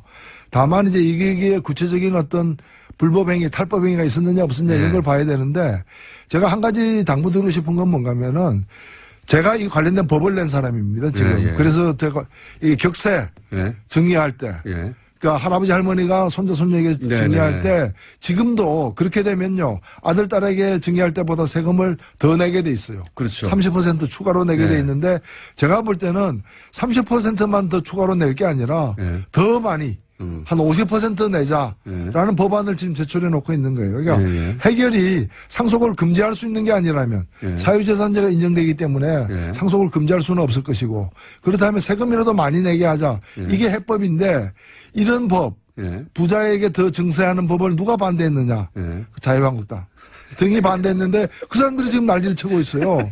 그래서 그렇게 난리 칠 것 같으면 미리 예. 이런 증세 법안에 찬성을 했어야 되는데 지금도 이 법안 내면 또 막 몸을 막 떨어요. 몸을 막 떨어요. 몸을 떨면서 반대해요. 근데 누가 이렇게 해가지고 예. 세금을 30%밖에 안 냈다 이러면 난리를 또 치는 거예요. 그러니까요. 그럼 그래서- 더 내게 하면 그 법은 반대하고. 예, 그래서 예. 사실 홍종학 의원도 19대 때 예. 30%로 50%로 늘리자는 법을 냈었어요. 그러니까 본인을 불편하게 했는 근데 그 법을 법이 냈어요. 예. 19대 국회에서 통과가 안 됐어요. 안 됐죠. 왜? 반대하는 사람이 많아서. 예. 저는 이런 걸 고쳐야 된다고 봅니다. 그래서 그 돈이 많은, 불법으로 만든 돈이 아니라면 부자라고 해서 돈이 많다고 해서 죄가 되는 건 아니거든요. 예. 다만 그 사회적 재분배나 이런 걸 위해 가지고 상속하거나 할 때는 세금을 다른 더 내라. 나라처럼 예. 좀 많이 내 가지고 재분배가 효과를 보도록 하는 게 그게 해법이다. 이렇게 생각됩니다. 알겠습니다. 그래서 저도 사실은 이게 이 프레임 그러니까 자유한국당 프레임만으로 바라보면 안 된다. 제가 보기에는 홍종학 후보의 나름의 부의 대불림에 대한 경제적인 자신만의 그 입장이 담긴 거 해법인 것 같은데요. 그거는 근데 들어봐야 알겠습니다. 저도 예, 기본적으로 들어봐야 알겠는데 그래서 지금 정의당은 매정하죠. 낙마하면 낙마라고 딱 찍어버리고 요사하는 낙마가 아니라 청문회까지 들어봐야 되겠다. 예. 이렇게 정의당은 정의만 생각합니다. 자, 오늘 여기까지 하겠습니다. 지금까지 정의당 노회찬 원내대표였습니다. 감사합니다. 네, 감사합니다. 네. 이명박 전 대통령의 목소리가 저희 방송 중에 나왔는데 이게 혹시 배철수 씨 목소리인가 하는데 아닙니다. 이명박 전 대통령의 실제 육성, 실제로 했던 연설을 저희가 찾아서 너무 주옥 같은 대목이라 앞으로 계속 틀어드리려고 합니다. 이용마 기자 인터뷰 관련해서도 문자가 많이 나왔네요. 예. 앉아뒀다가 눈물이 나긴 처음입니다.부터 꼭 완쾌하셨으면 좋겠습니다까지. 저희 가족 중에 이 말기암 환자가 있어서 제가 참고사항 말씀드리는데 완쾌, 쾌유 이런 말들은 오히려 말기암 환자한테는 빈말로 들려요. 예, 그냥 영혼이 없는 의뢰하는 말처럼 들려요. 오히려 그런 말 말고 남은 삶이 얼마든지 간에 그 기간 동안 통증 없이 그리고 유쾌하게 남은 기간 최대한 하고 싶은 걸 다 하고 다 하시라고 하는 게 훨씬 듣기 좋습니다. 네, 참고로 그 입장이 되면 그리고 오늘도 역시 에티오피아 공용어는 암하라어라고 하네요. 거기서 에티오피아에서는 다스 예 만노라고 한답니다. 다스 누굽니까? 탄자니아에서 왔습니다. 탄자니아 스와힐리어로는 다스니아 나니. 키르기스탄에서도 왔네요. 키르기스탄에서는 다스 김디기에켄. 저희가 계속 받는 이유는 이걸 모아가지고 전 세계 뿌려볼까 하는 생각도 있고요. 그리고 그중에 발음이 제일 마음에 드는 걸로 퍼뜨려볼 생각도 있어서 자꾸 받고 있습니다. 김포에서 출근 중에 발견했는데 앞차 뒷유리에 다시 누구 건가 붙이고 다니네요.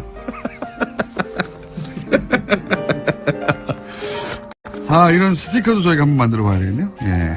혹시 개인적으로 만드신 스티커 있으면 저희 보내주시고, 예.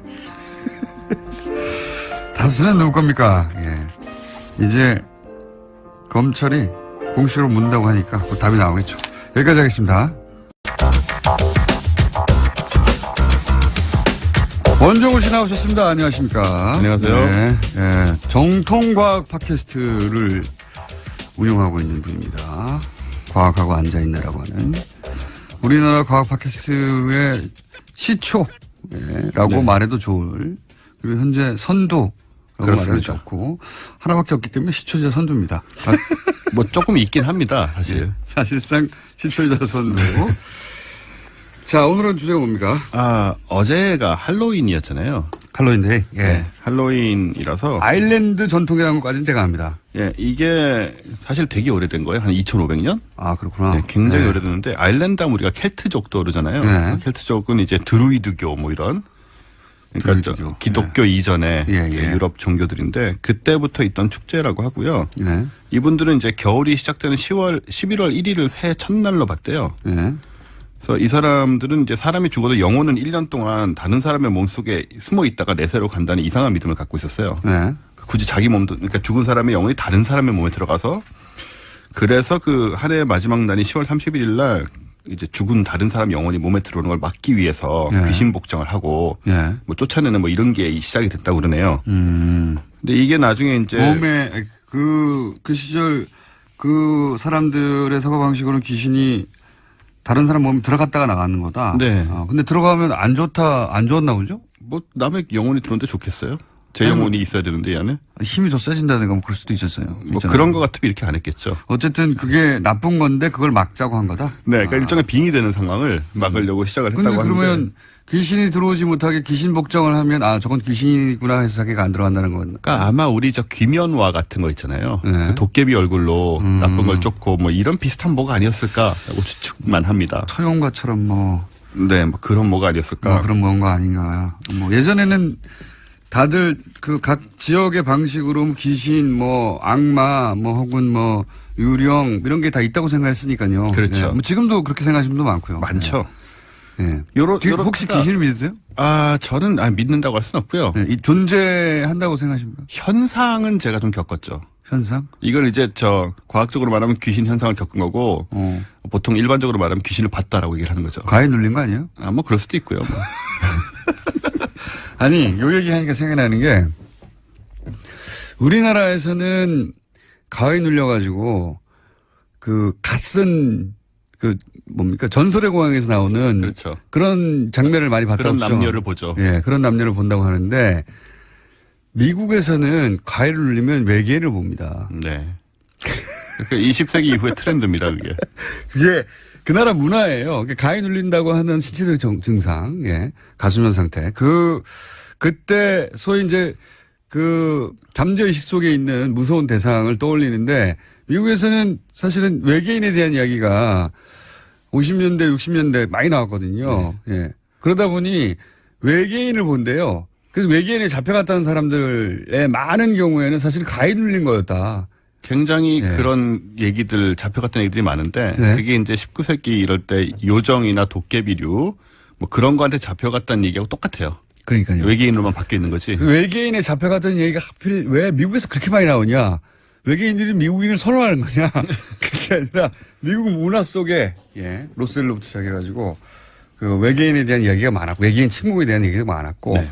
어릴 때부터 그런 얘기를 듣다 보니 우리가 전설의 고향 장면을 이거는 외국에서 나온 연구 결과를 제가 본 적이 있어요. 네. 말씀드리는 건데, 그게 과잉 눌린 거다. 예. 뭐겠어요? 그렇겠지 뭐. 그 진짜로 외계인한테 잡혀간 거겠어요? 거의 미국인들이 외계인 잡혀갔더니 진짜 많이 나거든요. 책도 뭐 많이 쓰고요. 네. 굉장히 진지하게 이 사람들 자기가 또 어쨌든 경험을 한 거니까 그게 예. 뭐 가위 눌린 것도 꿈이던. 예. 그래서 굉장히 진지하게 믿게 되죠. 구체적으로. 예.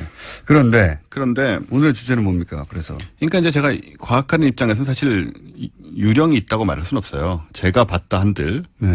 그러니까 우리는 이제 유령 현상이라는 게 있다는 얘기는 우리가 감각으로 경험을 하지만 그게 실제로 죽은 이의 영이 아니고 아까 네. 말씀하신 것처럼 네. 어떤 가위를 눌린 거든지 네. 환각이든지 어떤 네. 그런 기제가 있다는 거죠. 네. 그러니까 뇌 속에서 네. 일어나는 일이니까 네. 그 얘기를 좀 드리려고 하는데요. 네.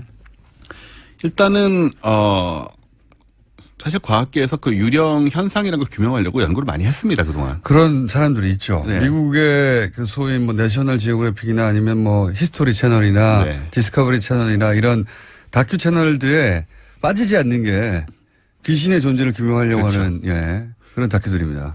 이제 저도 요런 많이 봤어요. 요런 네. 분들이 이제 두 가지 갈래가 있는데 하나는 귀신을 이제 존재한다고 입증하고 싶어 하는 분들하고 귀신이 없다고 존재 입증하려고 하는 없다고 사람들. 입증하는 분들이 있는데 아무래도 과학계 쪽 분들은 없다고 입증하는 쪽으로 가죠. 예. 그러니까 어떤 쪽으로 그러면 본 건 뭐냐? 봤다고 주장하는 사람들 것은 그렇죠. 그걸 해명해야 되는 거 아닙니까? 그걸 이제 어떤 식으로 해명을 하냐면 대표적인 것 중에 하나가 그 초저주파가 있어요.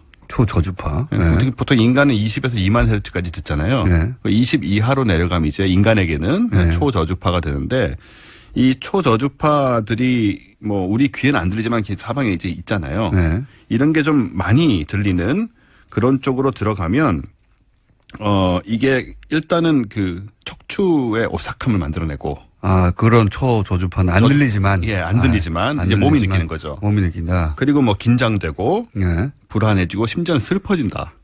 그런 효과를 낸다. 예. 인체에 미치는 그렇죠. 초저주파는. 예. 그러니까 뭔가가 이제 주변에 일어나고 있는 것 같은 그 초저주파는 그럼 어디서 나오는 거예요?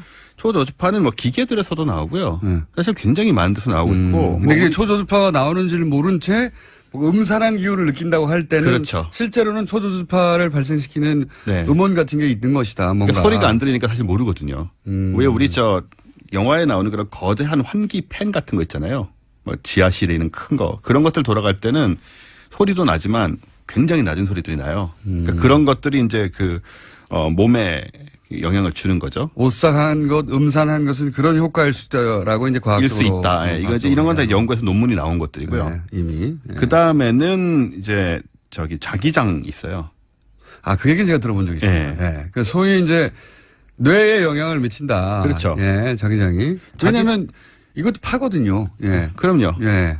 자기장은 사람한테 굉장히 많은 영향을 미치는 힘인데요. 예. 캐나다에서 또 이걸 연구를 했죠. 그러니까 두뇌 이제 측두엽 좌우에 네. 이제 이런데 보통 감정이나 뭐 이런 것들을 관할하는 영역인데. 어쨌든 뉴런 사이에 전달은 일종의 전기 아닙니까? 그렇죠. 예. 전기의 화학 신호들이니까 거기에 자기장이 걸리면 영향을 줄 수가 있습니다. 그러니까요. 그런 거죠, 지금은. 그런 예. 거죠. 예. 그래서 이제 이거는 뭐냐면 자기장이 강력하게 걸린 경우에는 측두엽에 영향을 줘서 특히 종교적인 체험들, 뭐 신을 봤다, 뭘 봤다, 뭘 보고 막 가슴이 벅차고 막 이런 거 있잖아요. 네. 혹은 뭐 유령이 나오는 집. 그렇죠. 있다, 뭐 여러 가지의 그런 환상 같은 걸 실제 환상을 불러일으킬 수도 있고. 그 다음에 왜 우리 사람 죽은 다음에 임사 체험이라는 게 있잖아요. 네, 네. 죽은 직후에 뭐 아주 빛나는 하얀 빛을 보고 글로 걸어들어가고 이런 그런데 얘기 다시 많아요. 살아났더니 내가 뭐 어쩌고. 그렇죠. 그런 그래서 거죠. 이제 난 사후세계를 믿게 됐다 이런 분들이 많은데 여기 자기장을 이제 걸어주면은 이제 그 흰색 빛이 보여요. 그러니까 이게 그것이 아니겠느냐. 그런 비슷한. 실험을 해봤더니 그렇더라. 네. 그러면 유령이 나온 집들은 자기장이 강한 집입니까? 예를 그런 들어서? 곳들이 있다고 여겨지는 거죠. 어디가 그러냐면 영국에 사실 제가 영국에 있을 때 잘 놀러 가던 곳인데 네. 귀신 나오는 데로 유명한 햄튼 코트라고 있어요. 꼭 그 귀신 나오는 집이라고 하는 데들이 있어요, 보면. 있습니다. 지역별로. 네. 예. 여기는 근데 그럴 수밖에 없는 게 헨리 8세가 예. 그 여러 명의 아내를 못 뺀 곳이거든요, 여기가. 그래서 상당히 좀 스토리가 있네요. 이미. 네. 감은 물론 지금 공원이지만 네. 거기에서는 뭐 수백 년 동안 유령이 나온다고 했는데 네. 거기를 검사를 해봤더니 자기장이 굉장히 불규칙하게 그러니까 지구 자기장이죠. 그런 지역이었다. 소위 이제 땅 속을 들여다봐야 되는 거죠, 이 경우에는. 예. 그렇죠. 좀 이렇게 그러니까 뭐 딴 데서 오는 게 아니고 지자기가 네. 굉장히 불안정한 그러니까 그런 그 것으로 밑에 밝혀진 거죠. 아래 광물이 뭔가에 따라서 그럴 영향을 가능성이 받을 있죠. 뭐 있네요. 큰 뭐가 철광석 같은 게 네. 있던가. 그래서 이런 데서는 또 저거 있잖아요. 그 공중 부양하고 뭐 유체 이탈하는 체험 예. 그런 것도 이 자기장으로 만들 수가 있대요. 그러니까 측두엽에 영향을 줘서 그걸 느낀다고 착각하게 만드는 거죠. 아니, 실제로 본인은 느끼는 거죠. 본인은 느끼는 거죠. 예. 뇌에서 예, 그런 뭐 다 뇌에서 일어난 일이니까 그런 건. 사실 데이터의 관점에서 보잖아요. 네. 그러면 그 환상하고 현실은 데이터의 관점에서는 똑같습니다. 똑같습니다. 예. 그걸 내가 이제 손으로 만지느냐 아니냐의 문제인데 뇌에서 움직이는 데이터의 관점에서는 환상과 현실을 구분할 수가 없어요. 네. 그래서 이제 가상현실하고 현실을 어떻게 구분하느냐. 만약에 가상현실 굉장히 발전하게 되면 그런 얘기도 있죠. 네, 데이터의 관점에서 똑같아요. 꿈도 상당히 비슷하고요. 사실 그 뇌 자극받는 영역이 거의 똑같기 때문에 그래서 이걸 이제 자기장을 걸어주는 헬멧을 만들었어요. 그래서 이거를 이 사람들은 God 헬멧이라고 부릅니다. 신의 헬멧이라고. 그거를 쓰면 그러면 내가 이제 뭐 신을 만난 것 같은 느낌. 그렇죠. 신도 만나고 유령도 만나고 뭐 천국도 가고 이런 느낌들을 받으니까. 실제 그런 실험을 해봤다니. 실험을 하고 있죠. 예, 이걸 이제 실제로 캐나다의 신경과학자 마이클 퍼신거가 이제 한 실험이고요. 도대체 이 종교적 체험들 혹은 뭐 이런 유령 체험들은 과학적으로 어떻게 설명될 수 있는 건가 네. 시도해보는 거군요. 그럼 뭐 우리가 전부 그런 게 다 이런 거라고 말할 수는 없지만 네. 적어도 이런 식으로 유사한 체험을 만들어낼 수가 있다라는 거는 분명한 거니까 그게 중요한 거고. 재밌는 거는 말이죠. 미국이 그 외계인한테 납치되는 가위에 눌리고 네. 우리는 전설의 고향 귀신이 나오는 가위 눌리잖아요. 그러면 한국 사람이 미국 가서 가위 눌리면 뭐가 나올까요? 지금 전설의 고향 나옵니다 그냥. 전설의 고향 나오겠죠 뭐. 근데 웃긴 거는요. 예. 젊은 세대들은 전설의 고향 이런 거 잘 안 봤어요. 잘. 차라리 외계인이 더 익숙할 수도 있는데 여전히 전설의 고향이 나온다는 건 무슨 유전자에 박혀 있는 건지 공포심이. 전설의 고향이 우리 유전자에 박혀 있는 아니 것이 어린 아닌가. 시절에 부모로부터 듣는 귀신의 모양새가 있잖아요. 소복을 입고 하얗게 네. 머리를 풀고 그다음 전설의 고향에서 난 그걸 봤고 적어도 한 30대 이상은 전설의 고향이 나올 것 같고요. 요즘 10대는 뭐가 나올지 모르겠네요. 저 궁금한 한번 물어보고 싶어요 진짜. 너희들은 뭐 보냐? 이게 다 뇌에서 일어나는 일이고 그렇죠. 그렇게 설명할 수도 있다. 네, 설명할 수 있다. 종교를 부정하는 건 아닙니다. 예, 또 한 가지만 더 말씀을 드리면 저 폐가 같은 데 가면 귀신 많이 본다고 하잖아요. 뭐. 예, 폐가. 근데 거기에 이제 저 가능성 중에 하나로 그런 데 가면 곰팡이가 많습니다. 그렇겠죠. 곰팡이들이 독성이 좀 있는 곰팡이들이 포자를 잔뜩 퍼뜨려 놨거든요. 눈에 잘 안 띄는 포자가 그렇죠. 있을 수 있죠. 예. 이게 사실 미국이나 이런 데 가면 곰팡이 버섯을 환각 이런 것들을 환각지로도 먹어요. 그러니까 이런 버섯 쪽으로 포자에 한 환각 증상일 가능성이 뭐 있다. 그런 식의 그 실제로 이것도 연구가 된 거고 아하. 그래서 이것도 기분이 변하고 뭐 환각 뭐 인지 장애 이런 것이 보고가 돼 있어요. 그래서 이런 폐가나 이런 습한 곳들 이런 곳에서 귀신 나오는 게 논리적이다. 미국인이 우리나라에 와서 그래서 가위 눌리면 외계인 나오는 겁니다. 이게 미국인 오면 한번 물어보세요. 궁금합니다. 원종호 씨였습니다. 감사합니다. 감사합니다. 안녕. 안녕하세요. 김호준입니다. 홍종학 중소벤처기업부 장관 후보에 대한 야당의 검증 공세가 한창입니다. 야당은 부의 대물림을 비판하며 증여세 관련 개정안을 발의했던 홍 후보가 자신은 장모의 재산을 상속받는 과정에서 증여세를 탄로했다 주장합니다. 앞에서는 부의 대물림을 비판하면서 뒤로는 부를 물려받고 세금도 제대로 안 냈다. 이런 이야기죠. 국세청 홈페이지를 찾아보면 재산 취득 시 한 사람에게 집중시키지 말고 분산시켜라고 안내하고 있죠. 국세청도 절세 방식을 안내하고 있는 겁니다. 여기서 디테일한 논란은 홍 후보 자신이 청문회를 통해 해명할 영역입니다. 그런데 이 논란의 프레임 그 자체를 바꿔보죠.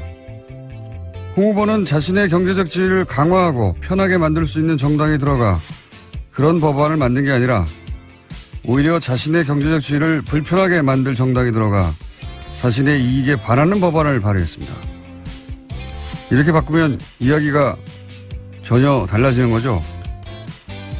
역시 프레임이 문제다. 김원준 생각했습니다.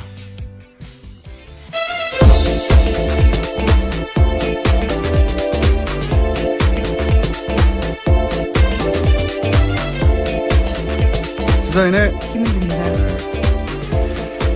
홍 후보 이야기를 잠깐 해볼까요? 네. 잠깐만 하고 넘어가 보자면, 제가 그 이유는 맨 마지막에 얘기할게요. 네. 이게 한마디로 말해서 꼼수 아니냐 이런 거죠. 네. 또 과거에 여러 가지 비판들을 해왔기 때문에요. 그러니까요. 그런 이야기가 나올 수밖에 없는 상황이긴 합니다. 그렇게 보일 수 있고, 그리고 그 디테일은 그럼 홍 후보가 청문회에서 스스로 해명할 영역이긴 해요. 근데 이제 두 가지를 이야기하고 싶은 대목이 제가 있어서 이야기를 시작한 건데, 세법. 이게 뭐 꼼수지 아니냐. 이건 세무 영역이고요. 예. 정서적인 부분도 있어요. 뭐냐면, 너도 장모 재산 많이 물려받지 않았냐. 부의 대물림을 비판하면서 위선적이다. 이런 거거든요. 또 게다가 미성년자 자녀 부분까지 있다 보니까 그런 건데요. 이게 정서적으로 먹힌 부분이 있습니다. 근데 장모 아내 외손녀로 이어지는 증여를 그럼 사회가 거부하나요? 전 이건 말이 안 된다고 봐요.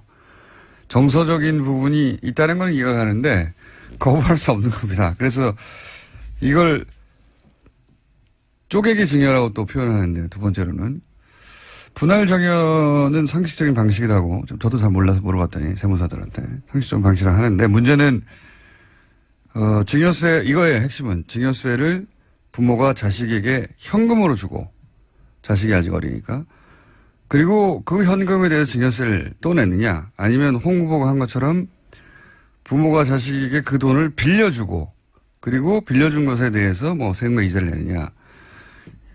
근데 세무사들한테 알아보니까 이게 절세 그 자체가 진짜 목적이었으면 이거부터 깜쪽 같은 방법 많다고 해요. 그러니까 절세 자체가 목적이 아니다. 그럼 뭘까? 제가 생각을 해 본 적이 있거든요. 왜 이렇게 복잡한 방식으로 실익이 그다지 없대는데. 부모가 자식에게 현금을 그냥 주라는 거거든요. 야당의 주장은. 그냥 주고, 그걸로 세금 내게 하고, 그리고 그 준 돈에 대해서 또 세금을 내면 되지 않느냐. 이런 얘기인데, 저는 그냥 줬다가 하면 그것도 부의 대물림이라고 뭐라고 했을 거예요. 예. 세금을 부모가 대신 내주고. 근데 이 방식은 뭐냐면, 건물을 증여받았단 말이죠. 그러면 증여 시점에서는 아직 그 건물에서 세가 안 나온 거니까 그 시점에 돈을 빌려줍니다. 왜냐하면 노력하지 않고 재산을 물려받았으니까. 그리고 그 세가 나오면 그 세로 계속 그걸 갚아라. 이걸 계약을 쓰고 심지어는 원천 징수도 했더라고요. 제가 보기엔 이게 홍 후보가 가진 경제관 혹은 부의 대물림에 대한 사고방식인 것 같은데, 부모 자식 간이라도 네가 수익이 생기는 것이면, 더군다나 물려받은 것이면 계약서 쓰고 이자율로 정했어요. 8점 몇 프로인 거야. 이자 소득도 원천 징수하고. 굉장히 깔끔한 방식인 것 같은데, 제가 보기엔 거꾸로. 하도 이게 이제 꼼수라는 기사만 쏟아져서 프레임을 바꾸면 다르게 보인다. 기본적으로. 그 얘기를 하는 거고, 세부적인 해명은 본인이 할 얘기고요. 청문회 이후에 다시 한번 얘기해보죠. 네, 다음 주 금요일 날 청문회 예정돼 있습니다. 네. 자, 오늘 뉴스가 재밌는 게 많습니다. 네, 그런데 시간이 짧다고 해서요. 굉장히 빨리빨리 진행해야 된다는. 좋습니다. 예, 팀장의 네, 오늘. 이야기가 있었습니다. 자. 해보십시오. 자. 네. 어제 국정원 특활비 관련된 내용 말씀드렸는데요. 네. 곧바로 이재만 안봉근 전 비서관이 검찰에 체포됐습니다.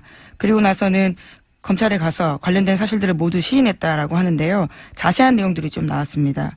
이현수 전 국정원 기조실장이 이른바 007 가방에다가 5만 원권 지폐를 가득 채워서 매달 1억 원씩 줬다라는 건데요. 매달 1억 원. 예. 자신의 차에다가 돈을 싣고요. 청와대 주변을 돌면서 두 사람을 은밀하게 만났다라고 합니다. 이런 식으로 40억 원 넘는 돈이 갔다라고 하는 건데 영화에 나올 만한 장면들이죠. 이게 신선한 방식이에요. 국정원에서부터 상납받다는 건 국정원이 어디서부터 상납받았다. 굉장히 어울립니다. 예. 근데 국정원이 어디다 상납했다. 네. 심지어 기조실장이 직접 줬다는 건데요. 네. 저는 이건 빠져나가기 힘들다고 보는 게 어제 제가 이거 개인 착복 가능성도 있다고 말씀드렸는데 개인 착복이어도 문제고요. 그 돈으로 예를 들어서 뭐 최순실 관련 비선 실세 예산으로 썼어도 문제고요. 그게 아니라 뭐 정치적 지원을 했어도 문제고요. 뭘 했어도 문제예요, 이 돈은. 예. 어디로 가도 걸린다. 예. 굉장히 신선한 세금 착복 방식입니다. 이게 제가 보기에는 국정원 돈은 꼬리표가 없으니까. 네, 구체적인 사용처를 밝히자.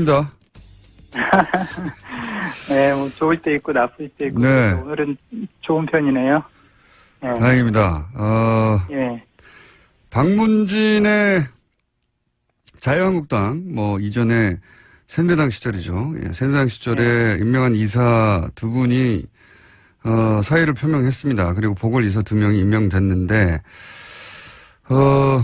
기분이 어떠셨어요? 너무 좋았죠. 예. 제가 뭐 다른 데서도 말씀을 드렸지만 그 소식을 듣고요. 두 번째 그 이사가 네. 사퇴했다는 소식을 듣고 집에 그때 있었거든요. 네. 혼자서 정말 엉엉 울었어요. 소리면서. 네. 네. 울보. 네. 그래서 이제는 5대4로, 예, 재판이 됐습니다. 예. 근데 이걸 두고 자유한국당에서 그렇게 주장하는 거는 이해는 가는데 거꾸로, 한편으로 이 국민의당에서도 이 임명이 방송 장악이라고 주장하거든요. 예. 국민의당에서는 사실은 뭐랄까요. 이렇게 그동안 장악됐던 방송에 의해서 공격을 당했던 것 같은데, 이와간 이런 방송 장악이다 이것이 이런 주장에 대해서는 어떻게 말씀하시겠습니까? 표리부동이라고 생각을 해요. 만약에 이 사람들이 지금 분당이 안 돼 있다라고 한다면 예. 이런 얘기 절대 안 할 사람들이거든요. 음. 그런데 지금 이제 분당에 대해서 자신들이 야당이다. 네. 라고 하다 보니까 결과적으로 이번에 박문진 이사 선임 과정에서 이 사람들이 아무런 영향도 미치질 못했잖아요. 그리고 또 앞으로 사장을 새로 이제 임명을 하게 될 텐데 네. 그 과정에서도 사실상 영향력을 행사할 수 없게 된다는 말이죠. 거기에 따른 어떤 금단 증세라고 봐요. 국민의당에서는 대해서는 그렇게 진단하시고, 그럼 보수 야당이 방송 장악이라고 주장하는 것에 대해서는 어떻게 보십니까?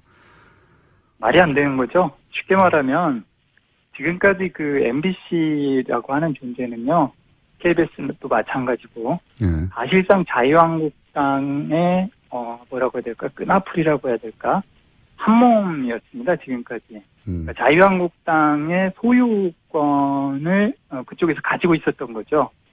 그런데 이제 이걸 놓치게 된 상황이 된 거 아닙니까? 네. 그러다 보니까 지금 언론 장악이다 이런 식으로 말도 안 되는 주장을 펴고 있는 거죠. 제가 볼 때는 그동안 국민들이 어찌 됐든지 간에 새누리당에게 권력을 위임을 했었잖아요. 네. 그 위임된 권력을 가지고서 MBC나 KBS 같은 공영방송을 이거 원래 국민의 것인데 강탈을 했던 거예요.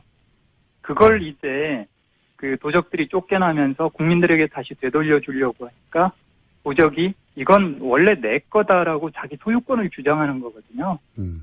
정말 어불성설이죠. 예.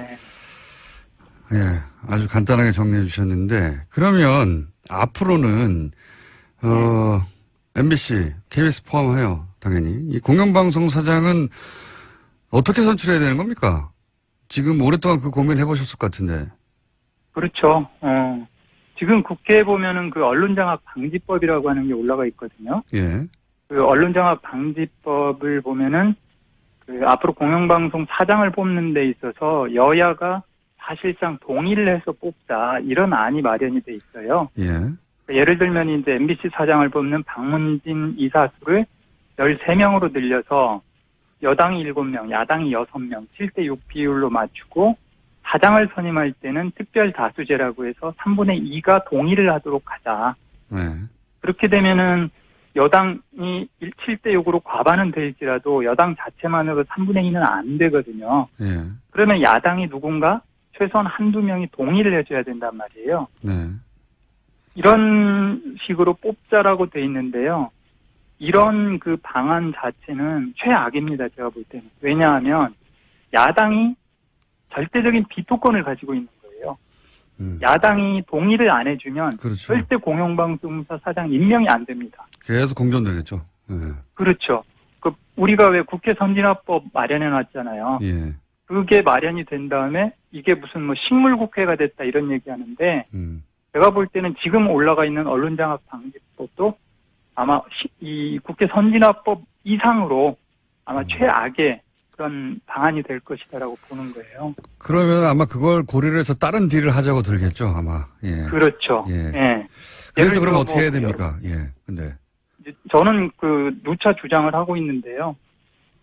이번에 원전 지속할 것이냐, 공론화위원회. 예. 공론화위원회가 만들어졌잖아요. 예. 이것과 이제 비슷합니다. 일반 국민들 중에서 무작위로 네. 50명에서 100명 정도를 추첨을 하는 거예요. 그래서 이 사람들이 일종의 사장 추천위원회를 결성을 합니다. 그리고 여야가 예를 들어 MBC 사장이다. 그럼 MBC 사장 후보 한 서너 명, 너댓 명을 놓고서 인사청문회 하듯이 그 사람들에 대해서 조목조목 따지는 거죠. 그것을 이 사장추천위원회, 국민대리인단이라고 저는 이름을 붙였는데, 이 사람들이 다 보고서 듣고, 그리고 나서 사장을 누구로 하면 좋겠다라는 걸 결정을 하면 되거든요. 왜 이런 방안을 이야기를 했냐면요. 예. 지금까지 그 공영방송 사장을 항상 여야, 즉 국회 정치권에서 추천한 그 이사들이 결정을 하다 보니까 무조건 이 수혜 게임, 쉽게 말해서 여당에서 박근혜 구속 등의 날에는 기사가 너무 늘어나서 17번째까지를 저희가 메인으로 해서 이런 기준을 정해서 했다. 이렇게 했던 기준은 것이었어요. 너무 그만 설명하시고요. 지금 시간이 별로 없어요. 아무튼 또 나오셔야 돼 내일 이렇게 되면. 너무 자꾸 정확하지 않다라고 얘기를 하시니까 저도 무슨 말을 할 때 좀 조심스럽게 되는데요. 이것 말고 저희가 굉장히 민주당이 불리하다 오히려 이렇게 생각했던 사례들도 있습니다. 예를 들면 경선 과정에서요. 일단은 유승민 후보가 경선이 확정되는 날, 후보로 확정되는 날 3월 28일에 약 13시간 네이버에서 노출되어 있었습니다. 경선 확정 중요한 날이죠. 네네. 예. 근데 이제 지금 말씀드리는 거는 첫 번째 뉴스박스만이에요. 그러니까 네. 모바일을 열었을 때 첫 번째. 가장 눈에 띄는. 네네. 예. 자유한국당 홍준표 후보는 3월 31일 날 확정되었는데 이날 15시간 노출이 되었습니다. 예. 그리고 두 후보는 이제 대선 후보 확정이었으니까 13시간, 15시간이 비슷했고요. 예. 그런데 요 같은 시기에 3월 28일에 국민의당 영남 경선이 있었습니다. 영남 대선 확정이 아니라 네, 영남 경선. 영남 경선인데 안철수 후보가 압승했다는 내용이 13시간 동안 모바일 뉴스 첫 번째 화면에 노출이 되어 있었어요. 특정 지역 경선이었는데. 예. 그런데 민주당 연남 경선도 있었거든요. 예. 민주당 연남 경선은 3월 31일이었는데 이날은 단 2시간만 문재인 후보가 다른 정당에 승리했다는 비해서 것이 민주당 노출 시간이 너무 적었다. 네. 그래서 민주당과 국민의당 후보 확정에 대해서 그러니까 경선 똑같은 영남 경선에서 이거는 이제 너무 차이가 많이 났다는 이건 거죠. 안철수 후보가 오히려 특혜를 봤다고 볼 수 있는 그렇죠. 부분인 건데 왜냐하면 다른 정당은 경선으로 이제 후보가 확정된 날이니까 네. 12시간, 15시간 노출된 것은 맞는 것 같고요. 네. 그리고 민주당도 경선 확정이 아니라 지역 경선이니까 2시간 노출된 것도 맞는 것 같은데 안철수 후보가 너무 많이 노출된 영남 거죠. 경선 13시간. 후보 확정도 아니고 영남 경선인데 예. 13시간 노출은 많다. 근데 이제 대선 후보가 확정된 날만 비교해 보면요. 네. 문 후보는 16시간, 안 후보는 17시간, 홍 후보는 15시간, 유 후보는 13시간 노출되었다. 경선 확정 날 이렇게 보시면 됩니다. 뭐 몇 시간 차이는 있지만 네. 이거는 뭐 그때 뉴스 상황에 따라 좀 다를 수도 있으니까요. 다른 뉴스가 많아서. 근데 하나 이제 하나 더 말씀드릴 건 다음도 저희가 이제 문제로 지적했던 것들이 있는데요. 예를 들면 연합뉴스의 박지원 문재인 부산기장 800평 집 내역 공개해야라는 4월 17일 기사가 다음에서 10시간 이상 배치된 적이 있습니다. 그런데 이게 모니터 기간 당시 모니터 기간이 4월 17일에서 21일까지였는데 이 기간 중 다음과 네이버를 통틀어서 선거 보도 중에서 가장 오랫동안 메인 단일 보도 화면에 중에. 예. 노출된 기사였어요. 근데 네? 이 기사가 안 후보의 딸 그 재산 공개 내역이 문제라며 문 후보 본인도 800평 좋은 집에서 사는 만큼 그 집을 소유하게 된 과정을 소상히 공개해야 된다는 그 박지원 의원의 지적을 그대로 받아 쓴 보도였어요. 그런데 문제는 박 대표가 문재인 후보 그 집에 대해서 지금 제목에 부산 기장 800평 집이라고 했잖아요. 근데 문재인 후보 집은 그 당시에 양산에 있었거든요. 그러니까 뭔가 또 다른 집이 800평짜리가 부산 기장에 있는 것처럼 오해가 되는 이런 것이었어요. 그래서 국민의당이 이후에 이 발언을 정정했습니다. 그런데 이런 보도가 10시간 동안이나 그대로 다음에서 오랫동안 있었다. 이거는 그대로 우리가 받았으니까 괜찮다라고 말하기에는 그러나요? 좀 지나치다라는 그래서 네이버뿐만 아니고 다음도 뉴스 편집에 있어서 신중을 기해야 한다라는 점은 비슷했다. 예, 이게 말씀을 이제 드리겠습니다. 처음 지난 대선에서 해본 건데요. 이 기법과 방식을 좀 더 고도화해 갈 겁니다. 근데 그때는 이제 기법이 아직 개발이 안 돼서 네. 단순 비교한 거거든요. 네, 네. 노출 시간, 그 다음에 정치적 이벤트의 중요성 이런 걸 비교해 가며 그 다음에 좀 더 들어가서는 기사가 노출됐다고 다 좋은 게 아니라 부정적이냐 긍정적이냐 이렇게 구분해 가면서 그런데 그렇게 해 보면 사실은 각 정당이 주장하는 것과 다르게 예를 들어서 국민의당이 유리했던 적도 있고 네네. 그렇죠. 특정 정당이 유불리가 분명히 있긴 있다. 중요한 예, 건 그렇죠. 여기서. 네. 있긴 특정 시점에 특정 정당의 유불리가 분명히 있어 보인다. 그리고 이슈가 불리하면 어쩔 수 없어요. 예를 들어서 자유한국당의 홍준표 후보는 그 돼지발정제 이후에 그때 당시에 엄청 부정적인 제목이 엄청 그럴 수밖에 많았어요. 없죠. 예. 예. 그런데 이걸 우리가 이걸 불리하게 했다고 무조건 잘못했다고 말할 수는 없거든요. 네. 그러니까 이슈에 따라서 사실 바뀌는 것인데 문제는 이제 그 과정에서 포털이 뭔가 의도적으로 비정상적으로 네. 어떤 이슈를 오랫동안 노출시키거나 이런 건 튀는 거죠. 감추는 것은 네. 조금 이상한 것이죠. 기장 800평집 이런 네. 거 튀는 것이고 또는 뭐 지역 경선인데 특정 후보는 대선 확정만큼이나 오래 노출된다든가 네. 이런 거는 포탈에 노출된 시간만큼 엄청나게 노출도가 늘어나는 거죠. 1시간이면 포탈에 접속한 사람들이 네, 네. 100만 단위로 들어가기 때문에 예.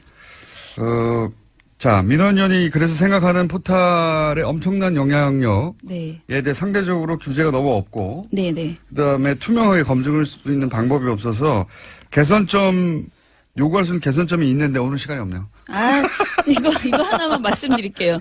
뉴스 배열의 기준, 그러니까 그걸 공표해라, 미리. 도대체 무슨 기준으로 하는 건지, 그리고 만약에 알고리즘으로 자동화하고 있다라고 주장한다면 그 알고리즘도 공개해라. 자, 이거 말씀드리겠습니다. 여기까지만 얘기하고 조만간 또 모실 것 같아요. 예. 그러니까 네이버가 주장하는 만큼 명쾌하지 않다. 네. 실제. 그게 지난 대선관의 검증으로는 확인됐다. 네. 여기까지만 일단 말해놓고요.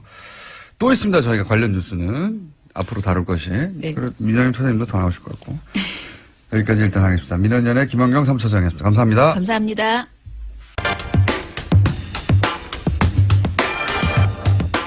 MBC 최장기 해직 기자시죠. 이용마 씨 전화 연결됐습니다. 안녕하세요. 네, 안녕하세요.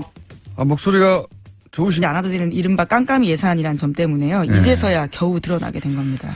그러니까 이거는 절대 안 드러날 줄 알았겠죠. 그 돈을 받았을 때는. 당사자 진술이 없는 이상에는 절대 모를 돈인데요. 예. 이거 진술이 나온 외에도 겁니다. 또 이건 이것대로 있고 또 따로 조윤선, 현기환 수석 이 양반들은 또 매달, 예. 매달 또 현금으로 500씩 받았다는 거 아닙니까? 네, 게다가 여기에 돈 전달책 같은 경우에는 추명호 전 국정원 국익전략국장이 지목되고 있습니다. 최순실 라인이라고 하는. 네, 예. 그렇죠. 이분이 확실히 청와대 핵심 라인과 중간책이었던 건 확실한 것 같아요. 국정원과. 예, 근데 지난번에는 구속영장이 기각된 바가 있습니다. 이 세금 혹은 예산에 관해서 명언을 남기신 분이 이미 전직 대통령 중에 있어요. 저희가 찾아봤더니 그래서 잠깐 들어보시겠습니다. 나는 평소에 탈세가 범죄이든 공직자가 예산을 낭비하는 것도 일종의 범죄라고 생각하고 있습니다. 더구나 가장 어려운 사람에게 가야 할 돈을 횡령하는 것은 용서받지 못할 범죄입니다. 너무 옳은 말씀. 네, 이명박 대통령께서 그런 말씀을 이미 용서받지 못한다고 이놈들 이렇게 말씀하셨고, 네, 잘 들으셨죠? 자, 이거 관련해서는 앞으로 계속 사안이 커질 것 같습니다. 네. 자, 다음은요. 네, 다음 뉴스로 넘어가면요. 한중 양국 정부가 어제 지난 석 달 동안에 협상한 관계 개선 협의에 대해서 동시에 결과문을 발표했습니다. 먼저 사드를 둘러싼 기존 입장 차이를 재확인했는데요. 다만 군사당국 간 채널을 통해서 사드 문제에 대해서 소통하기로 합의한다는 문구가 포함됐습니다. 이어 교류협력이 양국의 공동이익에 부합한다며 모든 분야의 교류협력을 정상 궤도로 조속히 회복시키겠다라고 합의했습니다. 드디어 사드 문제가 해결됐다기보다는 탈출구가 저 멀리 있는 것이 보이는 것 같은데, 요 사항은, 시진핑 권력이 안정화되면 사드 문제도 해결될 수도 있다라고 며칠 전에 예언을 하신 도울 선생. 예리한 예언이었어요. 알고 봤더니. 외교부하고 도울 선생이 뭔가 정보를 주고받았을 리는 없고, 그래서 저희가 도울 선생님이 예측했던 대로 갑자기 사드 문제가 해결의 단초가 마련됐기 때문에 다음 주에 한 번 더 모시고 심지어는 도울 선생님이 이제 본인을 특사로 임명해달라고 했는데 예. 사드 문제가 해결될 수도 있다라고 했던 전망을 며칠 전에 내놨기 때문에 왜 그렇게 전망을 내놨는지 좀 구체적으로 다시 한번 도울 선생을 통해서 브리핑 해설을 들어보는 시간을 갖기로 하겠습니다. 자, 다음 뉴스는요. 네, 또 어제 파업 중인 MBC 노조가 새로운 폭로를 했는데요. 김장겸 사장이 보도국장과 보도본부장이던 시절에 소위 보도 영상 지침이 있었다라는 겁니다. 세월호 참사나 촛불 집회 등 민감한 현안에 대해서 특정 영상을 배제하라라고 했다라는 건데요. 예를 들어서 2014년 5월 달에는 세월호 실종자 학생이 찍은 휴대전화 영상은 사용 금지하라라는 겁니다. 또 세월호 참사 일주기 때는 슬픈 음악 사용을 금지하라는 등 아주 구체적인 지침을 내렸습니다. 이런 게 언론 장악인 거죠. 예. 이렇게 방송국이 굴러가고 있었는지 어떻게 알았겠습니까? 예. 그냥 막연히 생각했는데, 장악은 굉장히 구체적으로 한 거죠. 슬픈 음악은 사용하지 말고, 실종자 학생이 찍은 휴대전화 영상은, 사실 이 영상은 굉장히 사건의 현장을 보는 중요한 영상이거든요. 네, 그렇죠. 굉장히 임팩트가 큰 영상입니다. 그러니까 사용하지 말라고 하는 거죠. 예. 구체적으로 지침이 있었다. 자, 그런 게 밝혀지고 있습니다. 자, 다음 뉴스는요. 네, 어제 진선미 더불어민주당 의원이요. 박근혜 전 대통령 오촌 살인 사건과 관련해서 보도자료를 냈습니다. 진 의원은 최소 현장에서 2명에서 3명까지 공범이 있었는데 이것을 추적했어야 함에도 경찰이 박용수 씨 단독 범행으로 결론지었다라고 지적했는데요. 현재 재수사가 시작됐지만 가족과 국민들이 여전히 우려하고 있다면서 성역 없이 수사해야 한다라고 지적했습니다. 이거는 이제 그 박용철 씨의 그 사망 당시, 그러니까 부검 당시라고 해야 더 정확하겠네요. 아니죠. 사망 당시 사진인가요? 가물가물하네요. 그 사진을 직접 본 분들이 거의 없겠죠. 예, 거의 없을 텐데, 저는 이 사건으로 이제 재판을 받았기 때문에 이 사진을 봤어요. 끔찍한 사진인데, 망치도 사용됐고, 그리고 작은 칼, 큰 칼이 따로 사용된 그 상흔이 있습니다. 큰 칼이 아니면 불가능한 상처가 있어요. 그래서, 그러면 도대체 한 사람이 번갈아 가면서 옆에 도구를 두고 사용했다는 말이냐. 이게 상식적이지 않잖아요. 심지어 거기서는 모든 지문이 나오지 않았습니다. 그러니까요. 셋 다 박용수 씨의 예. 자살한 박용수 씨의 지문은 이 세 예상되는 범행 도구에서 나오지가 않았어요. 지문이 전부 다. 예. 그리고 더 이상한 건 망치는 바로 옆에 버리고 칼은 또 시내가에 버리고 예, 또 다른 칼은 가방에 있기도 하고. 칼은 예. 또 하나의 칼은 가방에 들고 가고 이게 말이 됩니까? 기본적으로 보자마자 이상한 상황인데 근데 이제 단독 범행이라고 결론 지었는데 이거 관련해서는 제가 광고 하나 해야 되겠네요. 제가 SBS에서 블랙하우스라고 이번 주 토요일 일요일 밤 11시 연속 방송되는데 네, 타방송 이렇게 광고하셔도 괜찮나요? 저를 자르십시오 그러면. 예, 현장에 제3자가 있었다. 예, 아니, 정확하게 또 진선미 의원이 이런 얘기 하셨다고 하길래 관련 지어서 현장에 제3자가 있었다고 하는 목격자가 있습니다. 네, 그게 처음으로 나옵니다. 혼자 할 수 없었던 혹은 혼자 했다고 하기엔 너무 이상한 정황가 너무 많아요. 예. 누가 이거 하나를 하고 한 손에 세 가지를 들 수는 없잖아요.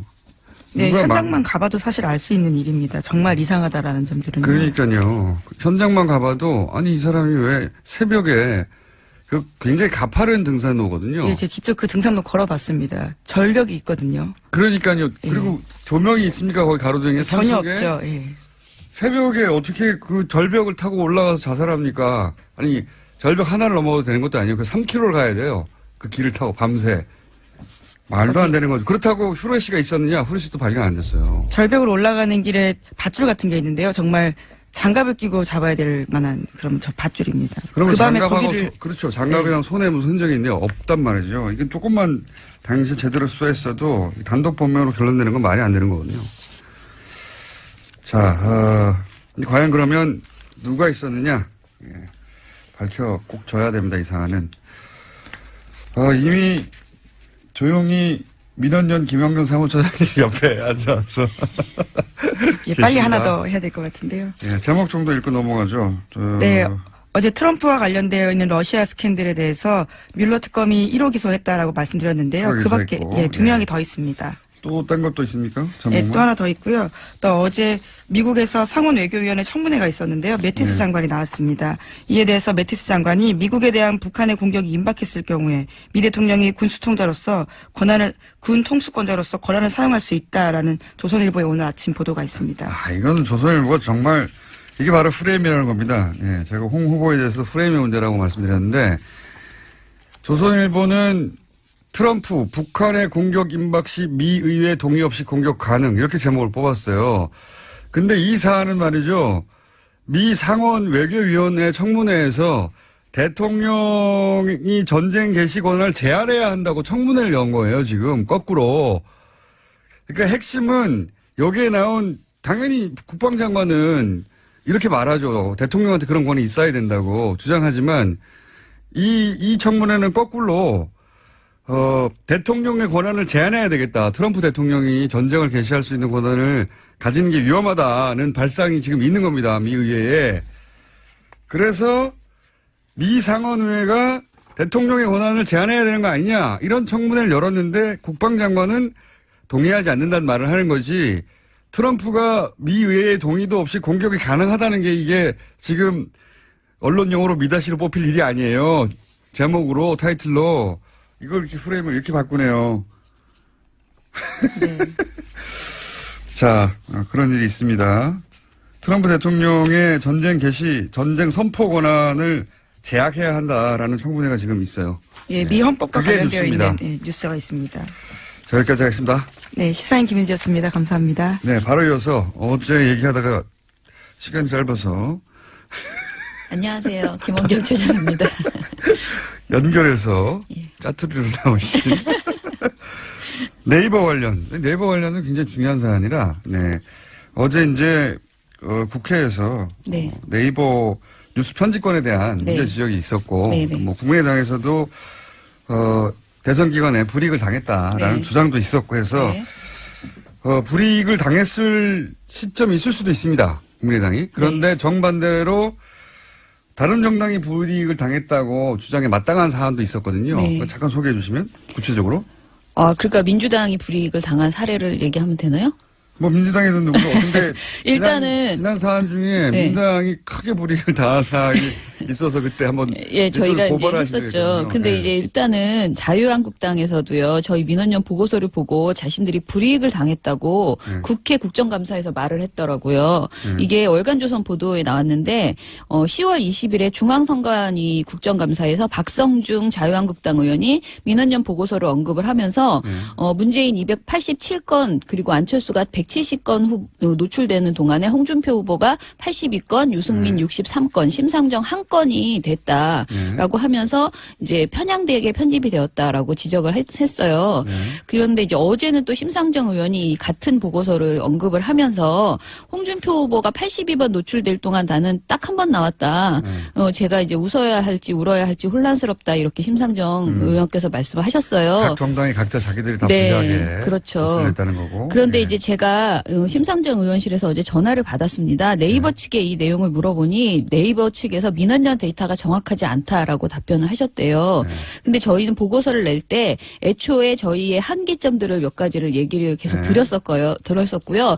어제 제가 말씀드릴 때 1분 단위 정도로 저희가 수집을 했다고 생각했는데 1분, 예. 그게 아니고 완벽하게 실시간으로 다 저희가 빨아들이는 그런 이제 그러면은 상황이었어요. 사실 그 민원연이 저도 이걸 들었기 때문에 당시에 네. 민원연이 고민이 많았어요. 왜냐하면 포탈을 상대로 한 어떤 뭐랄까요 미디어 감시? 네. 이거는 누구도 해본 적이 없어요. 왜냐하면 24시간 인간이 볼 수가 없으니까. 예, 그래서 예. 이제 당시 이제 프로그래머들로부터 도움도 받고 해서 네. 뭐 30초 단위로 하자, 1분 단위로 하자 예. 했는데 실제로는 근데 실시간으로 그렇게 하는 게 의미가 없어서 다 그냥 계속 새로운 기사가 들어오면 계속 이제 갱신했다. 갱신하는 걸로 했고요. 그러니까 네이버가 데이터가 틀렸다고 말하려면 뭐가 틀렸는지 말해줘야 되는 겁니다. 예. 지금. 근데 이제- 지금은 왜냐하면 예. 그런 데이터를 다 받아서 예. 그거를 분석을 한 거거든요. 지금은. 저희가 지금 아까 말씀드린 그 카운팅은요, 정확하게 말씀드리면 3월 20일에서 4월 9일까지의 뉴스 기사 페이지에 배치된 기사 중에서 첫 번째에서 12번째까지 그 안에 12번째가 대체로 이제 그 뉴스박스에서 주요 그렇죠. 한눈에 들어오는 기사거든요. 거니까. 12번까지를 대상으로 했고, 세월호 선체 인양이나 본체 인양